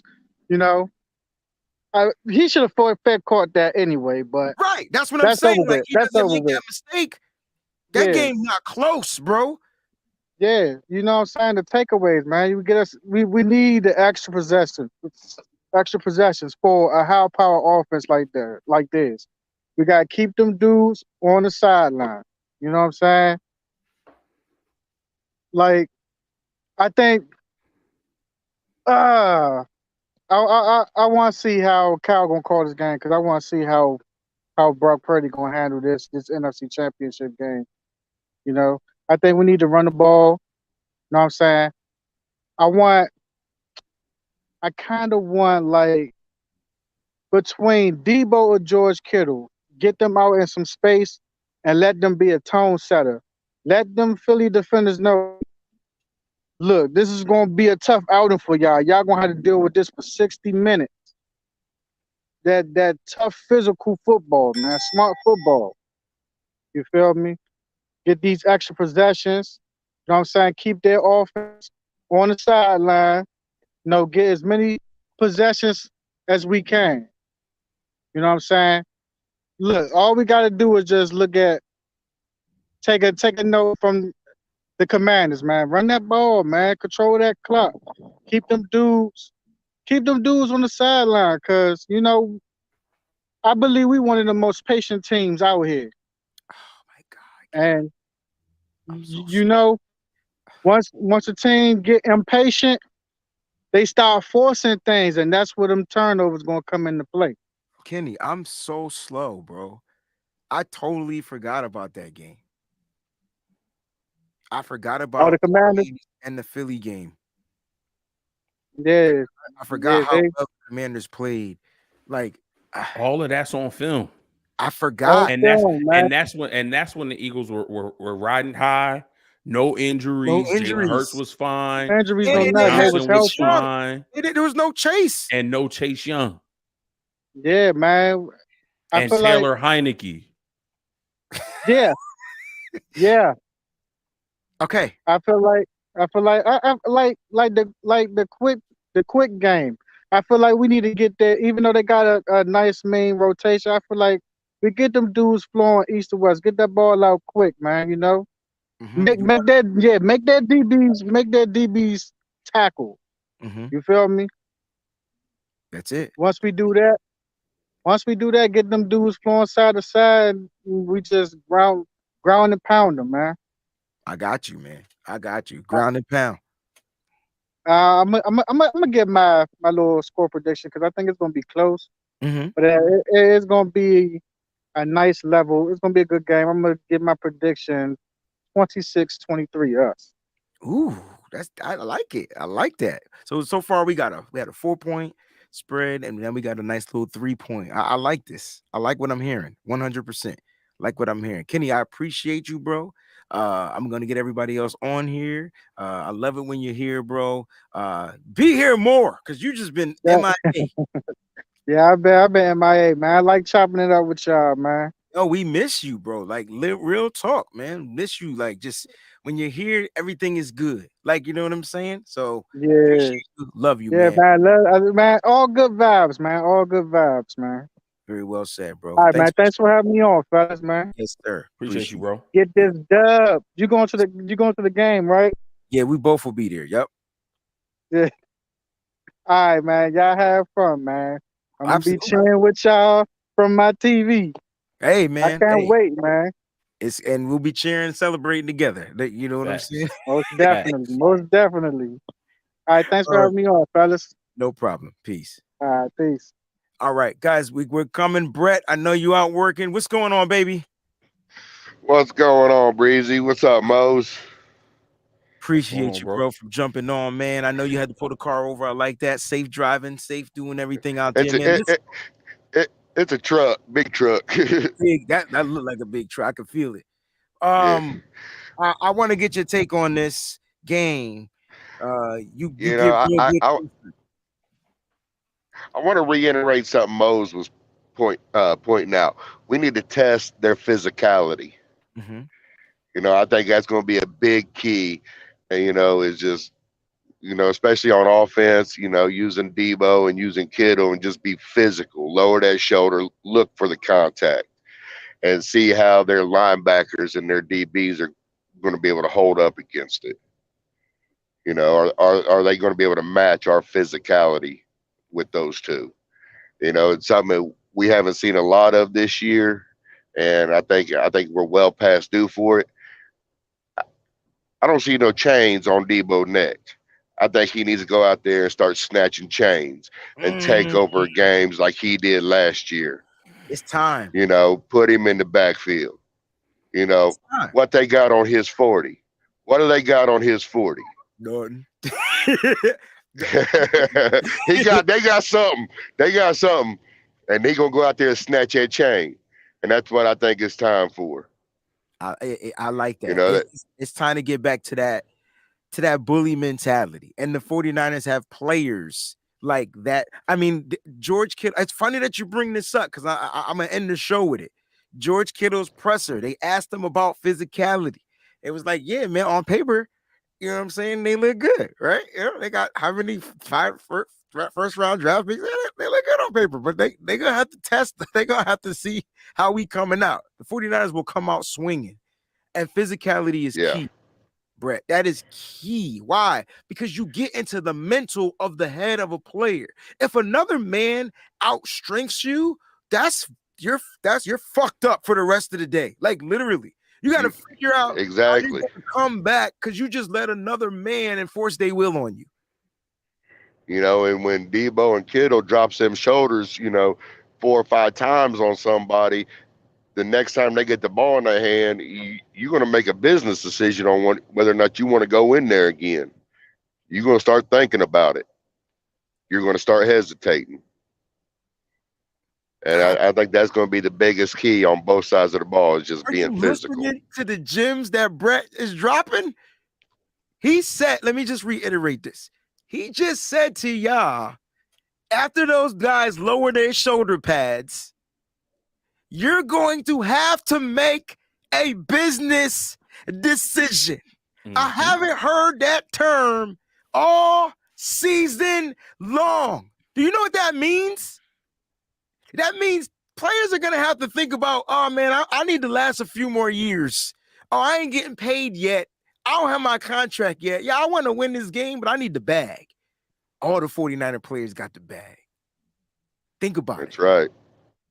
We were crying about how'd they get that bag? But you get what I'm saying? They don't how'd they get it? By making business decisions. No. How'd Debo and Kittle get that bag? Enforcing their will. Snatching chains. And it's time. We ain't seen it. Last year Debo went off. We haven't seen that this year. And I have a feeling that Kyle's got that in his pocket and he's been waiting. Because what happened last year in the NFC Championship game in the second half? Debo got what? 2-3 touches? He changed it up, bro. They changed it up and took the ball out of Debo's hands. This year, I don't think Kyle's going to make that same mistake. You know why, though? I think they're going to. Because now they just added another weapon. Mm-hmm. And so if you want to zone in on Debo and try to wear him down physically, well, guess what? Now you got to deal with Christian McCaffrey, who can catch, who could run, who could throw. And so, dang. So Kyle's, X-Fact, that piece, that the CMC piece was so important to this team And you'll see why on Sunday. I promise you, Brett. I Oh, promise. absolutely. And we got to get Mason in there too with his physicality. That's what One thing he kind of reminds me of is he kind of reminds me of a Steven Jackson without the explosiveness. He don't quite have that explosiveness of Steven Jackson from the back in the day, but the way he runs, that power that hit you in the mouth. That's what Mason kind of reminds me of. I haven't heard that comparison. That's a really good one. That's big facts. That's nice. That's a good one. Yeah, man. Appreciate that. Appreciate it. Well, listen, Brett. I mean, if you finish, I'm gonna get the other guys on here. I appreciate your takes, man.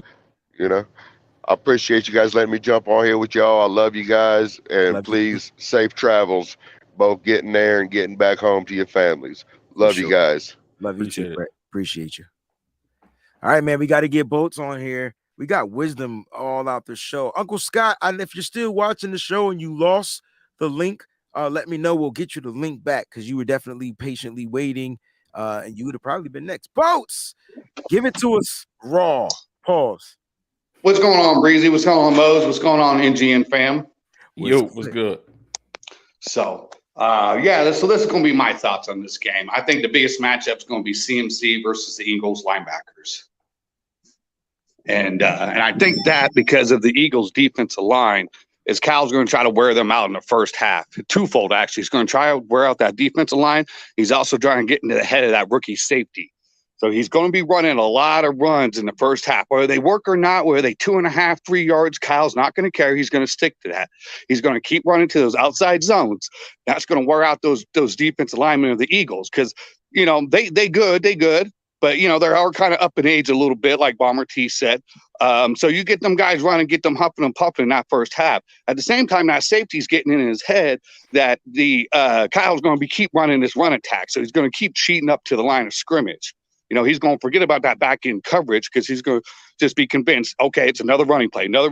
Come third, fourth quarter, Cal's going to get in the bag with that 21 personnel formation, and he's going to give that safety looks, making him think, okay, I've seen this. I've seen this in the first quarter. I've seen this in the second quarter.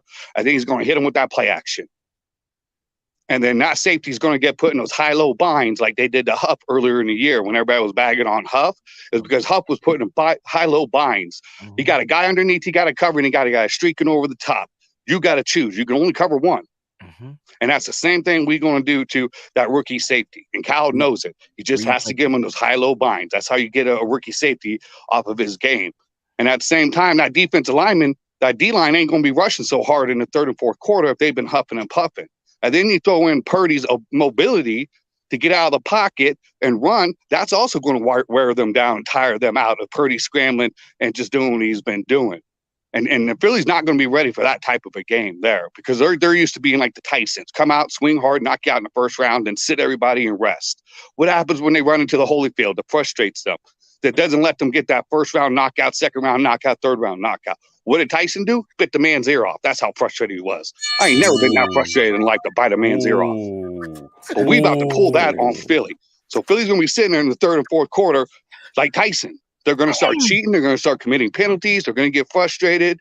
You're going to see A.J. Brown on the bench being like, throw me the ball more. I want it 101 times. I want it 102 times. And they ain't going to do that. And then at the same time, that defense is just going to be every quarter figuring out what they like to do. Those RPOs, we're going to be on that from the gate. From the jump, we're going to be on those RPOs. The biggest thing they're going to do to us is hurt off-schedule play capabilities. And that is deadly right there. And that's where that gap in lane discipline comes into. People not getting over-aggressive. And I think if we run that formula, which Kyle will run, we can really take out these Eagles and shock the world. And I'll wrap it up with this, unless y'all got questions. Don't trip about the media. The media only builds you up to tear you down. That's a fact. That's it. That's the only reason the media cares about any of these people is just so they can tear them down at the end. That's a fact. So when Hurts and the Eagles are riding high, come Monday, what's the question going to be? What happened to the Eagles? They're not that good. Oh, we overestimated their ability. It's going to be all this hate because that's what the media does. Because they ain't invested in this games like we fans are invested in this game. They're just doing it for the ratings. So don't trip about the media. They only build you up to tear you down. So, me, I ain't trying to be famous for that reason. I like it, man. Very well said, Bolts. Appreciate you, my brother. All right. Yep. You guys be safe. Giving them Philly fans hell for us. You know it, baby. Peace. All right, bye. All right. Look, I see a Philly fan in here, and I do want to address it. I'll save it for the end of the show. So, Derek Fox, I got your comments. We're gonna talk about that because you're saying some real good stuff, and it's good to have a Philly fan in here to give us a different perspective on what they know about their team. I think that's really important. Let's get CJ Gray on here real quick. What's going on, baby? We're gonna see you at the game. Man came out in the Hugh Hefner role. We talking about. We got the baby powder going on. We talking about sex. I think that's what I said. And he come out in the Niners robe. All right, what's good, bro? At the beginning of the season, I said that Thanos was coming. I said it at the very beginning of the season. We're getting close to snapping our fingers. We're getting close to it. The NFC Championship game is us claiming the last Infinity Stone. It's the last one. And now in the Super Bowl, they're going the last bound Avengers are going to try to stop us, but they should have aimed for the head. And we're going to snap our fingers. And that's going to be all to that. To be honest, throughout earlier in the week, my confidence is shaky about how we're going to win this game because how complete the Eagles team is. But I'm sick of the media. I'm sick of their fans.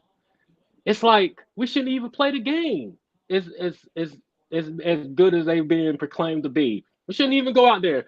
You and Mose, me, Teradome, nobody should even go to Philly. Should just say, hey, Philly won, it's a forfeit, and then send them to the Super Bowl.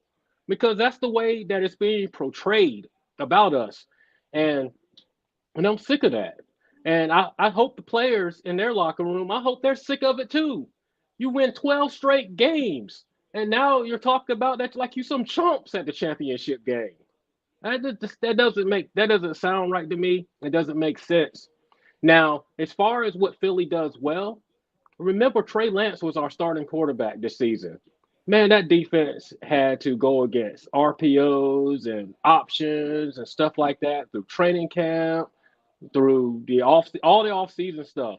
They've been conditioned to be prepared to seeing these looks that Philadelphia is going to give us. Also, we have the Commanders game that's going to give us some insight. And then another thing that I heard earlier this week was Kyle Shanahan told his rookie quarterback that, hey, the Seattle's crowd is going to prepare you for the Philly crowd. That tells me, man, they have been planning to play Philadelphia probably for the last 6 or 7 weeks. They've been taking some time to plan for what they're going to see. They have to be if they were discussing it when we was putting on our hats and shirts for our division. They had to have been discussing this team for several weeks. I think everything that the 49ers have been doing organizationally has been building up to this moment. And I just think that this week we're going to go live and see history of a rookie quarterback making his first trip to the Super Bowl. Very well said, bro. This would be the first time a rookie has won a NFC Championship game too. So or an AFC Championship game, NFC Championship game. Yeah, period. It's never happened. So never happened. Look, now, go ahead, Breezie. I'm asking the NFL to let the teams play. That's it. I'll leave it at that. Okay, go ahead. And the key to the game is like it's always is most weeks, it's the trenches, but more so than anything else, because that's the strength of the Philadelphia Eagles. Their defensive line and their offensive line. Those are their main strengths of their entire team. Their secondary is good though. Their secondary is no joke. They got two all-pros back there. But how they beat you is in trench warfare. That's how they beat you. And so we have to be able to take over the trenches. The defensive line's got to deliver their best game of the season. The offensive line has got to deliver their best game of the season. Kyle Shanahan's got to have his tricks up his sleeve. He's got to have his play calling on schedule so we can keep them off base. And we also need to get a turnover in the first quarter. So we can get a lead on them, so we can take them out of what they want to do. Their strength is that pass rush and that secondary. We cannot be in drop down passing situations, or it's going to get ugly. We need to run the ball 35 times. Keep the kid around 25 throws. I mean, it's a repeating formula with this team, because obviously this is the identity of the team and this is how we're most successful. But it's paramount in a game like this where the margins are so small. I agree with you. Listen, we're gonna see you at the game. We'll be meeting up. Hopefully, I'll see you at the tailgate, which is gonna be going on. I do have information about that. I'm getting there at 10 o'clock Sunday morning. I'll be driving up from North Carolina. I'm driving up from North Carolina like 3. You might as well drive straight to the tailgate. Hold on, because it starts at 8, it ends at 3. Go to your room, get yourself together, come right to the tailgate, park there, and then we walk on over to the stadium together. But I'll get you the information. All right, just get that to me. I'll show up. Appreciate you, brother. All right, man. Let's get my man Chris Smith on here. Chris, you ready, baby? Chris Smith is in the building. I wish I had the tray area. Yeah. Hello? What's going on, Chris? Can you hear me? Loud and clear. Yeah, we got you. All right. What's up, y'all? I've been watching y'all show for a while now. I love the show. Appreciate you. All right, I'm about to get ready to go to work, but I'm glad y'all got me in before I left. So let's start off with this. Yes, sir. I thought Dallas Cowboy fans were delusional. These Eagle fans. So I think it's an NFC least thing. East. The Giants thought they was good. No. Cowboys, every year they think they good. No. Now I see the Eagles. So we sit here and we compare both teams, and we basically saying the teams are even, but the Eagle fans think they're going to blow us out. How? How? They got some advantages. We got some advantages. They asked us, who did we play? We asked them, who did they play? It's going back and forth. So how do you figure y'all going to blow us out? I think that's what I like this take, because that's what I'm getting too. You know, if I got the Eagle fan that said, "Oh man, we're gonna beat y'all," score gonna be 21-17. Now we can have a conversation. Thank you. I want to talk to that fan. That's who I want to talk to. 35-6 this morning. When the last time the 49ers gave up 30 points? Kansas City? That's what I'm saying. But here go a better question. I'm listening to all these Eagle fans. I'm like, so when the last time in the playoffs or the Super Bowl has the number one defense got blown out like that? I'll wait. Let me know.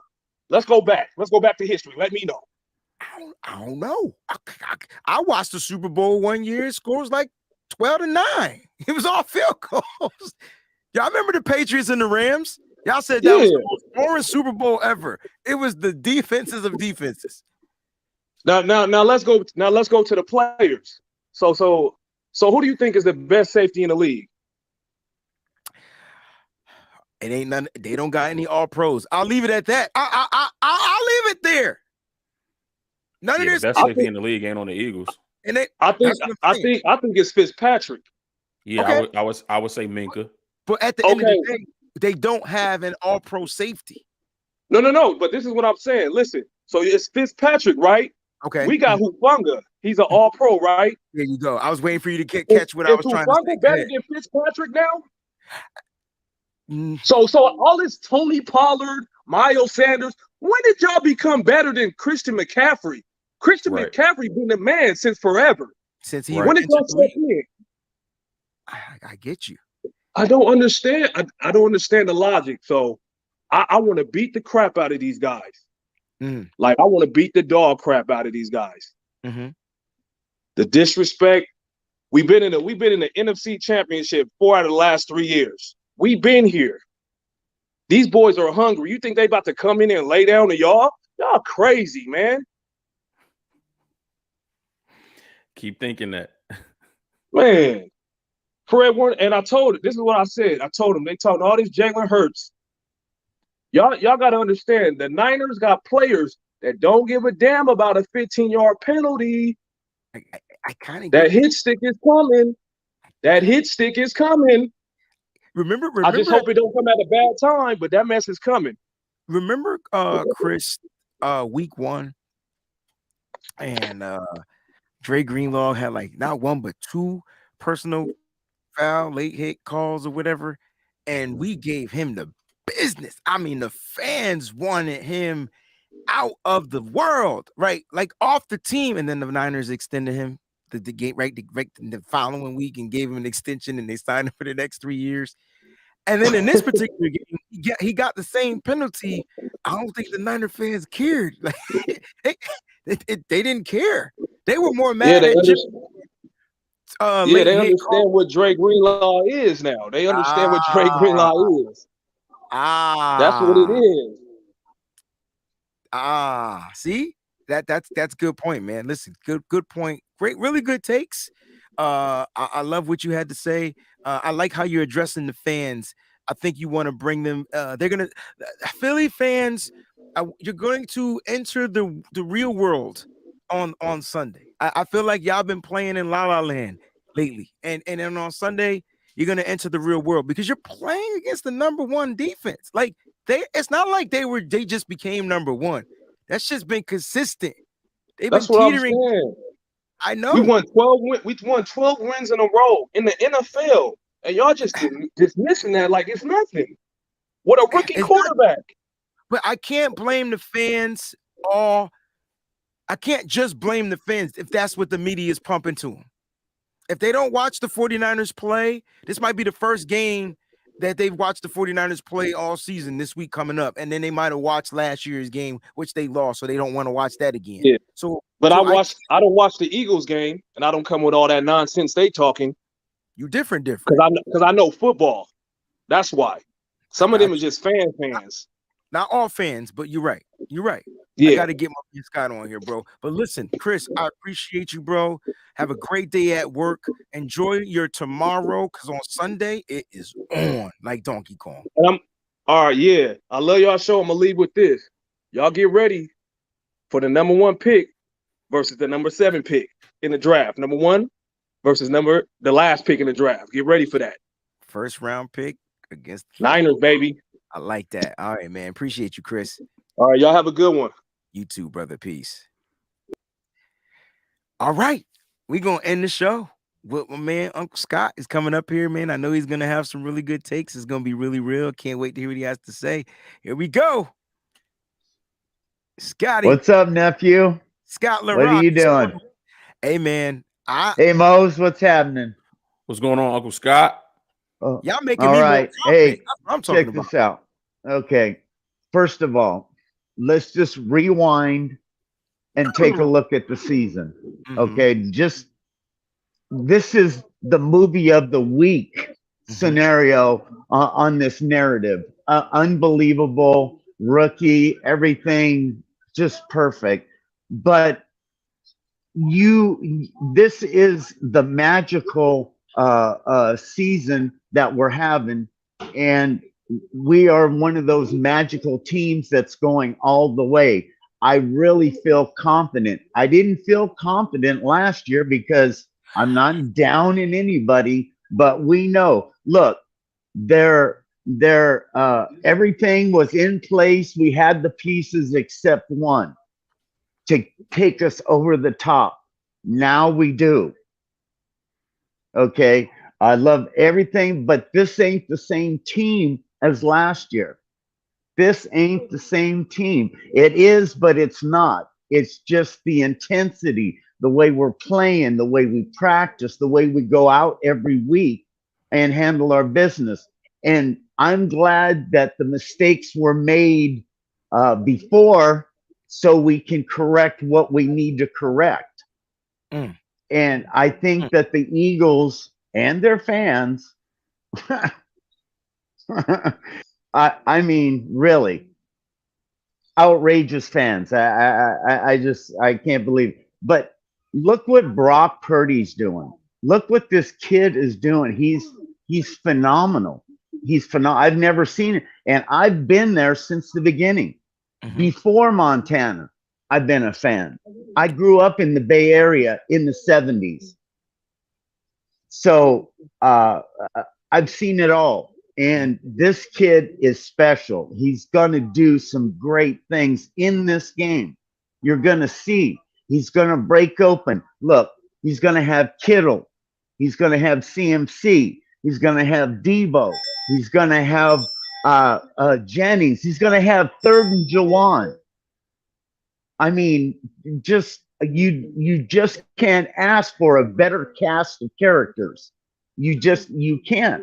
I mean, name one other team that is loaded like that, every skilled position. Tell me, and I'm waiting.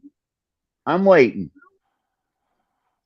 I'm telling you right now that this game here, everybody, the world and everybody, you and me and everybody are going to see history, is going to see history. And that's what I truly believe. But that's all that I got, guys. I want to thank you. Wayne, be safe, please. Mose, be safe, please. Will do. You know, I have the utmost respect for you guys, and but most of all, be that fan that we're all and rock out for me, because I can't be there. So you guys have safe travels. We got you, Uncle Scott. Thanks for jumping on, bro. For sure. All right. Bye-bye. Peace out, man.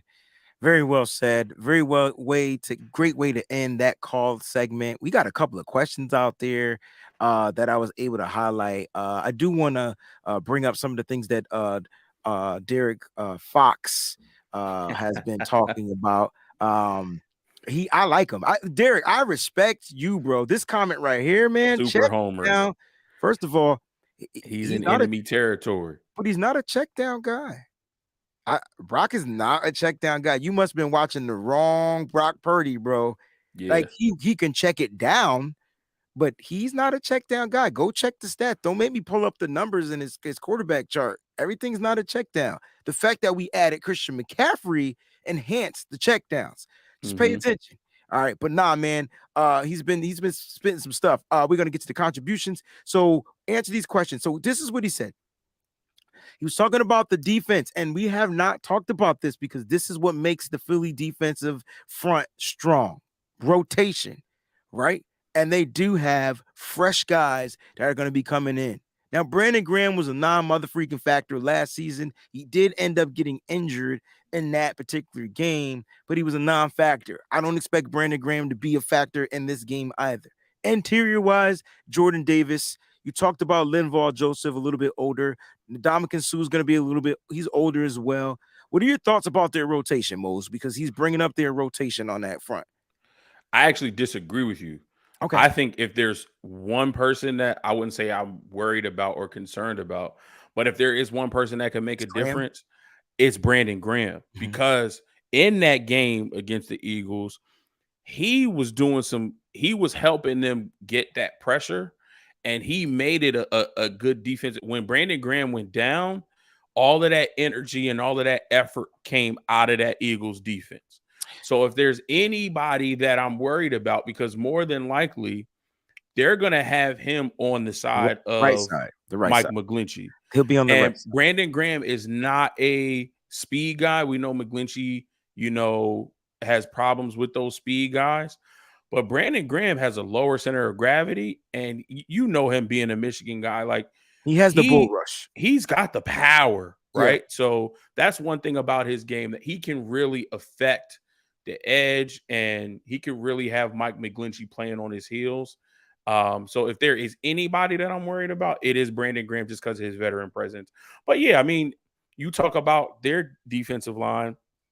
I would say at the beginning of the season, when, I talked about the Eagles on my channel, I compared our defensive line to their defensive line. If you want to talk about the deep rotation of defensive line, I think there's only 3 really, really good and deep defensive lines in this league. That's ours, that's Philly, and that's Buffalo. Yeah. So Philly does have a really, really good rotation. But even though those guys are coming in and out and being rotated, they still can get winded. They still can get tired especially if the 49ers offense are sustaining 8, 9, 10, 12, 15 play drives and holding the ball and winning that time of possession. So Listen, it's no slight. We know that they're good. We know that they have multiple 10+ sack guys on their team. But we also, have the ability to, wear them down and force them to have to make those rotations because guys are getting tired. We can play an up-tempo brand of football to not allow some of those substitutions or allow them to sub as frequently as they would want to. So, we have the ability to combat the strength of that defensive line. I like this. My brother Rohan says that Philly D line is something special. 4 players with 10+ sacks is absurd.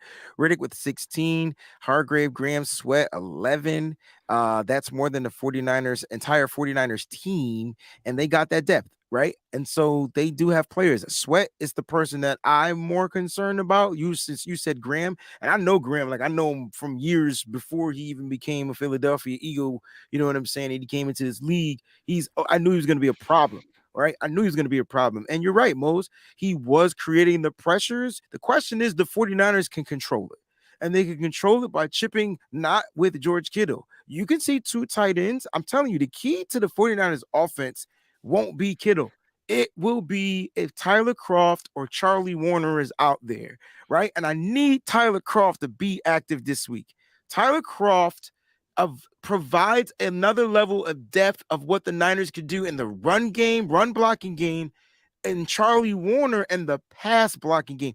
So you're getting 2 more tight ends that can be out there that can chip. And so that still will allow George Kittle to be free. Now, do I want to put, I prefer a Tyler Kroft chipping more than Charlie Warner just because he's a vet and he gets it. He gets it. Vet on vet. So if they do line Graham up to the right side, which is what I would do, put Josh Sweat on the other side, a little faster guy, let him try to get around Trent Williams, right? That's what I would do. Put him on that side. Make sure you got a tight end right there. Fullback. It's just chipping. It's just chipping. It's not like you got to block him. You just got to get in his way so you can give your quarterback an extra second. Like, that's all it is. And so I feel like the Niners offense will find a way to negate Brandon Graham. My concerns would be the interior. My concerns are the interior guys. And if you want to know from me what separates the Philly, what makes them elite, well, all 3 teams you mentioned were elite, but I would place the Niners 3rd on that list. I would have Philly, Buffalo, and then the Niners. And if you ask me why, it's because of the interior pressure. Though both teams can get pressure from the interior. Our interior just can't get pressure on the quarterback. They're good at stopping the run. And that's why I said that DJ Jones not re-signing him, you're seeing the results. And unfortunately, Javon Kinlaw is just not the pressure type. He's a run-stuffing defensive tackle. It's different than DeForest Buckner. So there it is. Yo, so my man D, appreciate you for your comments and putting it out there. He also said that from a safety perspective, we won't see the rookie out there. So you won't see you're gonna see Gardner and Epps. No, I mean all 3 of them played last. I mean, the rookie that we're talking about, Blankenship, he had 5 tackles against the Giants. So you're going to see some type of rotation of all of them. What the Eagles do that is very different. Sometimes you'll see CJ, back at safety. Sometimes you'll see CJ in the Jimmy Ward role where he's in the nickel. Now, a lot of that may change because Avonte Maddox is back, but if Avonte Maddox is not 100% or re-aggravates the injury, that's where you see the rotation of sometimes you'll see CJ, playing center field. Sometimes they'll be too high. Sometimes you'll see him. In the box in the nickel. So he is versatile in that way. Yeah. And then he says, to end all be all, he says mistakes will lose this game. And this is what we were talking about. This is how great this game is going to be. And this is why I think a lot of the score predictions, I can't wait to hear what Mo's score prediction is. But when you hear mine, you're going to see that they're a little bit closer to some of the predictions that we were predicting all season long. And it's going to come down to those mistakes. And we talked about that a little bit earlier. JJ Cabell says, fellas, he has a question. Even though he's hurt, do we lean on Ridgeway a little bit to help give the team info on the tendencies, etc., about that Eagles defensive front? I think we can. I don't know how much he knows based off of, how much, their scheme has probably changed. I think with the addition of, Hassan Reddick, that makes their defense a little bit different because now they can get pressure from both edges. So I don't know. I mean, I'm sure he knows, a little bit. He knows the foundation. I don't know how much more he can give us than what we could get from film study. But I'm sure we can ask him and then, figure out, what he knows to kind of lay the foundation and see what matches up on film and what doesn't match up. And ultimately, I believe that D'Amico will have a good plan coming into this game. All right, let's start this super chat segment. All right, starting with Miss Jacqueline Knox. She says the TD from Mason will end the game for us. She's saying Mason's going to go out with a late touchdown to end the game. What are your thoughts on this? That would be insane. It would. That would be crazy. And if it does happen that way, that means we saw a little bit more of Mason earlier in the game. Correct. So to do what we said, to wear this defense down, keep these big guys on that front seven on the field longer. And then, we get a last second drive at the end of the game. And then, we're in the red zone, hand the ball off to Mason, and he punches it in for the game winning score. So if it happens as Jacqueline is predicting, obviously we get the win, but that means we're able to do a lot of things right, particularly in the running game. I like it. I don't think that's Kyle Shanahan. And if it's late in the game, you won't see Mason in the game. Like, it's gonna be Christian McCaffrey. He may give it to Mitchell, but he's gonna trust McCaffrey to get that late touch, especially if it's like a goal line type. It depends. I don't even think it matters the situation. I think Mason will get in toward the end of the game, but if it's I need a touchdown, he's gonna give it to his guy. We want it to be Mason, but I think you give it to the guy that you trust, not the rookie is what I'm trying to say. SC 49er Kels is in the building. Thank you for the super chat contribution. He says he will be running for his life. This game will be over in my Geechee voice. All right. I'm not sure who he's referring to. I'm hoping it's not Jalen Hurts. I don't want Jalen Hurts to be running, period. I want if he's running for his life, I just hope it's backwards, not forward. Not forwards and not sideways neither. Because that's setting you up to go forward. If it's backwards, cool. But yeah, like both quarterbacks are gonna get pressured. The question is, what can they do under the pressure? But thank you so much for that contribution, Brad Brown. Ooh, haven't used juice all year to slow down that D line. We need to have Kittle and Juice block and peel off and pass them the rock. That will slow them up most. I just said to you before I saw this super chat contribution that Tyler Kroft needs to be in this game. He needs to be active. You talked about Brandon Graham. Yes, he's that dynamic. He's that dynamic. You gotta get him on him. And I said you don't have to hold the block. It's a check and release. So it's just more like, hey man, chip him, peel off, be ready for the check down, be ready for a screen, be ready for something coming at you. What are your thoughts about Brad Brown's contribution? I think that's a key to what we want to do, right? And I think if we can get some of those guys that they won't be looking for, we know they're going to be looking for the Debos. We know they're going to be looking for the Kittles. We know they're going to be looking for the CMCs. If we can get a Kroft, a Warner, a Dwelly, a Juszczyk, a Jawan Jennings, a Ray McLeod, a Danny Gray on an end around or a jet sweep, if we can get some of these, lesser known guys just based on who we have on our roster, not in ability or talent or anything like that, but guys that they are not focusing on, guys that they aren't game planning around.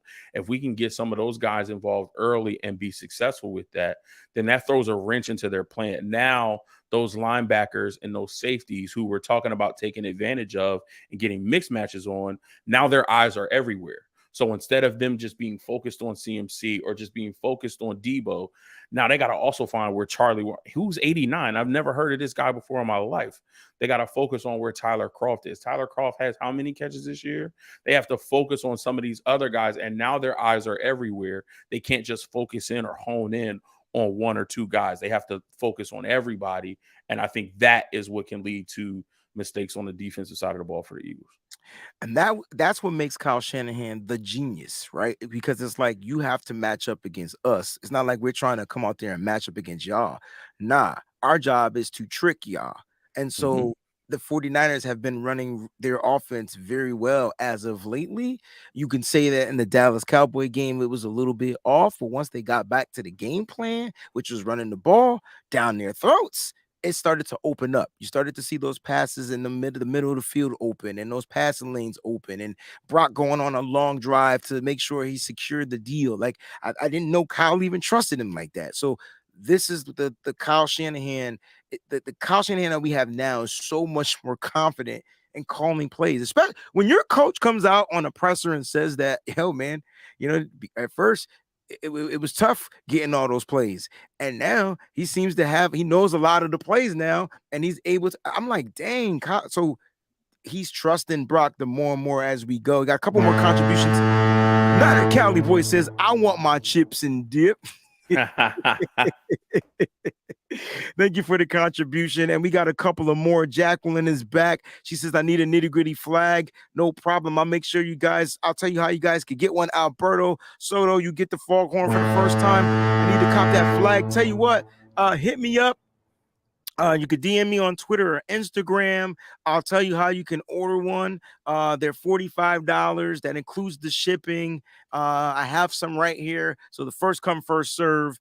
Other than that, then I got to get them remade and have them shipped out to your address. But right now I have a few on deck. So if you want them quick, hit me up with a DM. I'll make sure you guys get y'all flags. All right. That was a great super chat segment of the show. We're almost done, guys. Got to get to this poll question because it says which player will be the X factor in the game on Sunday for the 49ers offensively. And it is tighter than, I ain't going to say that, but it's tight. It's super tight, bro. Oh, we got another contribution. Why he contributed? He's sitting right here. All right. Which player? 30%. So let me read to you guys the percentages so you can see how tight it is. 30%, 27%, 22%, 19%. Mose, who do you think got 30%? Is CMC, Debo, Kittle, or Ayuk?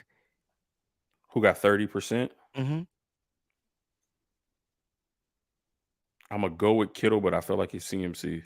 It was CMC. Yeah. They said that he will be the X factor for today's game. And then Terradome says this as we're talking.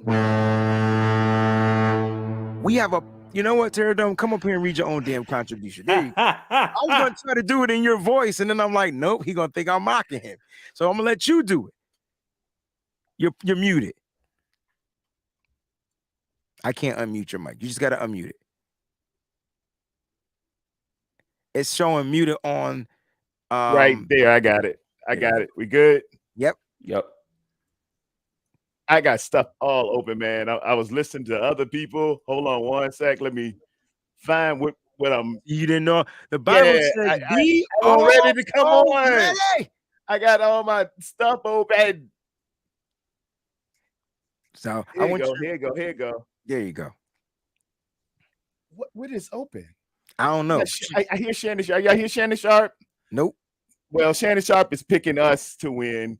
What? He's on one of these. Who Skip? I'm curious to know who Skip picked. Come on, Skip. Who? Skip, let me tell you something. They done sold us a lemon.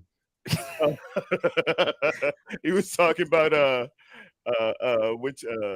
my man Russell Wilson. Where is this open at? Hold on. Whatever you hear, we don't hear. So just read that. Okay, good. Read your contribution. Now I gotta find y'all again. Hold on. I'm all over the place. Oh, he don't even know where we at. You surprised me. Hold on, I got you. I'm gonna read it. It says I got you. Okay. Okay. We have a plethora of weapons. Use all of them. And these beagles will look like Chris Tucker in Rush Hour when he was asking, which one of y'all kicked me? That's what they're gonna be. That's what they're gonna be. We getting these boys, man. We ain't playing with these boys. I'm serious, man. We champs, man. We champs. We bred for this. I've been jamming. You might have seen me out here doing the Dougie. I went back old school with the big timers. See, this is a nice season for you, Philly. This is a wonderful little thing happening, and that's wonderful. But here, it's a way of life. I'm about to get up on it, and I'm gonna break in. Oh, baby, can't stop the stun. No. Straight swagger jack. Don't look any further. Don't you know it's a way of life around here in San Francisco? Yes. We breed championships. The banners, a conference banner is not enough. A division banner is not enough. We don't put that in the ring. We put that real hardware up there. This is what we do. This is who we are. We done corrected what we needed to correct. We done got better and where we needed to get better. We will out-tough you. We will out-hit you. And then we just gonna graciously bow out and say, thanks, guys. It was wonderful. It's been your pleasure. Oh, yeah. It's gonna be a crazy game. Since you're still here, and we're gonna, I promise we out, guys. We gave y'all a 2-hour and 20-minute Friday show. Round of applause to everybody still out there. Facts. Hope y'all hit that like button. Hit that like, get subscribed. Hit that like, get it up, get the algorithm. However they work out all the stats and good stuff. I don't know like how that. YouTube do it. Score prediction: Terradome, Mose. I'll end it and we'll end the show. I got 24-17. Ooh, a touchdown. 24-17. We just it's like the guy who has to throw up before the game. So we got a Earl and somehow they'll get a cheap deep one some kind of way, but we will police ourselves up. Nobody makes better adjustments than San Francisco 49ers. Brock Purdy makes the best decisions in the world. His throwaways are beautiful. Dude, they just don't get it. It's true East Coast bias. They beat the Giants. Hold on. I'm sorry, Mo. Let me get this off right quick. Let me get this off. They beat the Giants. They boat raced the Giants. First of all, I'm mad at you punkified Giants because you set your players on the 18th week of the game. I told y'all. You could have gave me home field throughout, but we neither here nor there. Talk to him, Breezy. We neither here nor there. Okay. And then that pathetic effort that y'all put on that field, Wink Martindale is a steward of this game. He is ashamed of y'all with how y'all didn't even show up. You didn't even show up. All of you didn't even show up, man. That was real piss poor. I went back and looked at the film. I looked at the film versus Giants. I looked at when you played the Washington Commanders. I looked back at New Orleans. I looked back at all your stuff. Jalen, you go ahead and run that ball you want with that little read option. Gloves are off, young man. It is a reason in the 100-year history of the NFL that belly series, my daddy, God rest his soul, daddy used to call it a belly series, that little option. It's a reason you don't run that. We will go assignment football, and I am hoping D'Amico is watching this. This was high school, man. Assignment football, you two defensive tackles and you two wonderful linebackers, all pro worthy, both of you. You got the dive. You got the run. You take run.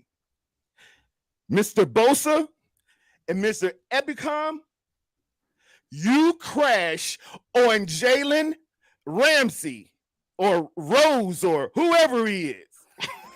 Every time, and you hit him whether he got the ball or not. And if the referee say, "Oh, you can't hit the quarterback," I didn't know if he had the ball. I didn't know if he had. He's a runner. He's a runner this week. He's a runner. He's a runner. He's a runner. Hit him every time, whether he got that ball or not. You going to him. Don't worry about the run. Don't worry about the run. Trust your teammates. They will do their job. Trust your teammates. Go at them every time. They did that. If y'all remember the Super Bowl versus Baltimore, T Sizzle and them boys when they was playing Colin Kaepernick. You remember they was touching Colin up every time. Hit him every time. I don't care if he got the ball or not. Hit him every time. They come to you saying something. I thought he had the ball. I thought you playing all those tricks, silly rabbit tricks for kids. Okay, play that. It's a reason why we don't run the option here, son. This is the NFL, not for long. We don't do that. That's that little high school stuff. They running at Highland Springs High School, Richmond, Virginia. That's that high school stuff. You got to go to the pocket, bro. You can extend the play, but that little running stuff, you ain't all that. That 4.5, 9. Okay, you are not Lamar Jackson. You're not Kyler Murray. I'm going to come and see you. I'm going to come and see you. Hope you watch it. I hear all y'all Philly fans. Keep on chirping. Frisco Red be up there Sunday. Have my money. Mose, yo, you just got a sermon out of a score prediction.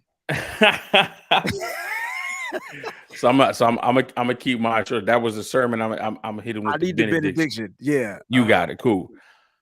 26-23 Niners. We went on a last second Robbie Gould field goal. Oh my man, Robbie. Why not? That's I'm gonna say it like this. Here. This is gonna make everybody mad. Right now, I mean, I really don't care, but this is gonna make you mad. 28-24 Niners. But the Niners will be trailing by 7 at the half. Let it sink in. 28-24 Niners. But they will be trailing by a touchdown at the half. Fair. Long as I get the dub, long as we advance to Glendale, Arizona. And we be sipping tea out there in the desert. That's always fine with me. But I'm coming for them Giants, man. They gave a piss poor effort. They're the equivalent. You remember? Have y'all watched Seinfeld? And Kramer? Well, it's this crazy dude named Kramer. Kramer came. Yeah, well, Kramer came one day and said, I am in the martial arts. I do karate. And they said, oh, Kramer, he does. And they walked down the street one day. Kramer was in there with a bunch of kids in karate class and beating up the little children. That's how the Giants look. They look like the little Giants. They were the little Giants. Yeah. They were the little Giants. That was a pathetic effort, Giants. You messed me up, man. We could have had home field throughout. That's all right. I'll see you next year. Yeah, man. You got what you deserve. I'm with you. I'm not mad at the Giants because they out. I understand why we were mad at them. That was dumb. I thought it was dumb. And when they came out, they couldn't perform. That's why when you're in a rhythm and you're looking good, don't bench those players. Let them players go out there and keep stuff going. You know what I'm saying? The moment they did that, they looked like they fell flat on their face. Listen, my man P from Twitter, I was supposed to meet up with him at the Vegas game. And I was like, yo, P, man, can you give me like one of the game day pins? So he did something better. Like, so he works at the stadium. He does security at the stadium. Mm-hmm. And he was like, yo, man, I couldn't get the game day pins. They were all sold out. But I went over to John Lynch and I asked him for his pin. And so he sent it to me. So that's dope. Right before the New Year. You know what I'm saying? Nice. Yeah, it was on New Year's. So he gave me the 2022 pin. John probably got rid of it because it was 2023, but I don't care. It's John Lynch, give a pin. So shout out to my man P from Twitter, 49ers Lakers for life. Y'all know who he is. Real quick, real quick, Mose, you had a theory on why we didn't do well in Las Vegas, I think. Did you have something? I think it was a program or two before. It might have been either you or Mike why we didn't do well in Vegas and our defense got gouged a little bit. Do you remember? If it was me, no, I don't remember. It might have been Mike though. Okay, let me spit mine out real quick. I know we got to go. It's 5 U.S. cities that young, virile African-American men do not do well in and get upset a little bit. I've just noticed this, and I ain't saying it. No judgment. Amen. Late in the season, when you go to the cities of Miami, Atlanta, keep going, Las Vegas, that's number 3, probably should be number 1. Los Angeles, that's another one, and probably New York. There tend to be some upsets. Now I ain't saying nobody missed bed check on that. I don't know. I just noticed that you have a little hiccups in 5 American cities late in the season. I done seen it happen to the Patriots. They got upset down there in Miami one time, and we took a lump against the Las Vegas Raiders on New Year's Day. And I know a lot of people would say, "Oh, y'all did get 500 points put up on y'all, against the Raiders, and they sorry." There are 5 cities, ladies and gentlemen. There are 5 cities. Just saying. I was 24 and 25 years old before too, and I've raised kids. The oldest has turned 40 today. Hey, happy birthday! I know. I know what you young men do.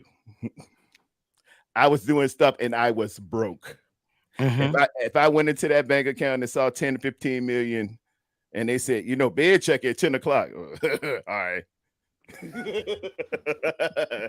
We'll be there. I had that Ferris Bueller dummy laying in there with the noise. Yeah, just saying. 5 cities. It's 5 cities. Upset. 5 cities. So how do they do in Philly? Oh, bruh. They rough up that joint, man. One thing about Philly girls, man, they will smile before they cut you. Ooh. They can get real. They can get kind of nasty up there in Philly. Yeah, they beautiful. They keep razor blades under the tongue in Philly. Boy, don't watch them Philly girls, man. It can drink you under the table. I hope they're not drinking 40 ounces. I know about them Philly girls. That's crazy. Matter of fact, my wife she's not very far away she's from Wilmington, Delaware, which is just over the pond there, over the river. So I know about them Philly folks. But God bless them. All right, listen, one more announcement before we jump off here. All right, now, if you're going to be in Philly this weekend, Saturday, 11 a.m. to 3 p.m. is the 49ers Invasion. All right, you're going to want to be there. It's one of the biggest 49ers come together, get tailgate party. It's not a tailgate, but it's a nice party where the faithful come, and it's ran by my man Nick Clark from the 49ers and his staff, and it's going to be off the heezy for sheezy. Your boy Breezy Mose will be in the building. Make sure you guys are out there. All right, they probably gonna have live performances for some of your 49er artists that do performances. I'm not sure if Travis King's gonna be there, but he'll probably be there. You guys are probably saying, well, Breezy, where is it? Hold on, because it's not on the flyer, but it's going to be at the Xfinity Live. Yeah, all right. So I just wanted y'all to know, type in Xfinity Live, and that's where it's going to be 11 to 3 p.m. And then you can enjoy the rest of your Saturday. That Saturday night is going to be another event held by the chapter out there in Jersey. So it's going to, in Philly. So it's going to be crazy. It's going to be off the hook, man. Make sure you guys check us out. Don't forget, if you're coming out here, make sure you're around us. We want us, make sure we're together. We'll all be safe, all that good stuff. I appreciate everybody for jumping in, man. Terra Dome, you always a pleasure to have on the show, bro. God bless my brothers. Thanks for Wonderful closing it out for us, man. We appreciate praying for you. Melissa's mom too. She yes, she was saying that her mother, she got admitted and she was out of the ER, but it's a little touch and go. So Melissa, prayers up for you, young lady. Keep on fighting, keep on doing it, and bless your mother from the crown of her head to the soles of her feet. In Jesus' name. Amen. Sure. Amen. Healing. Where's the best place for a cheesesteak in town, Mo? We can't have this question on the air because where that, Mo? I mean, we gonna go with Moses. We gonna go with Moses. Whatever Moses say. Because I might not agree with Moses. I got a place I found that was in the hood, and that junk was off the hook. Yeah. That's how you find them. Just don't go to Pat's and Geno's. Pat's and Geno's. Go to Max's. Go to Jim's. Go to Ishka Bibbles. Bro, Bibbles, that's my go shot. to Max's, go to Jim's, so Mose, go what to we gonna Ishka do Bibbles. Do not go to Pat's or Geno's. So Mose, what we gonna do is we gonna go to the 3 and we gonna do the bite challenge. You know what I'm saying? We gonna do something. I wanna see which one got the best bite. And it's gotta be off the first bite too. That's the first bite. Off the first bite. Off the first bite. So we're gonna have some fun. Where do you get on it? Just whiz or no? First of all, you don't get whiz. Get whiz. See, that's why he said don't go to Pat's Geno's, man. Whiz does not belong on a cheesesteak. Hey, man, that's not even real cheese. I like the whiz. I tried all. Nobody beats the whiz. Nobody beats the whiz. But I like it all.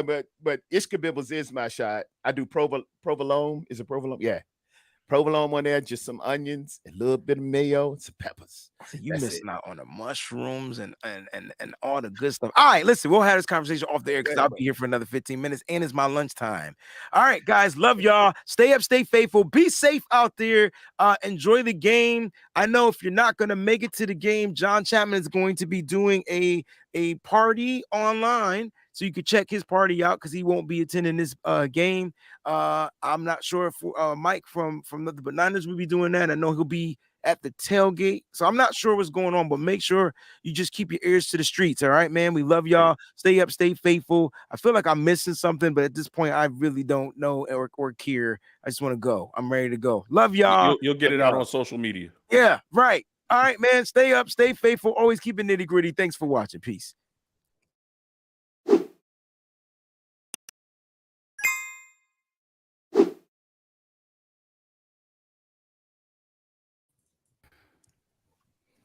Man, I was you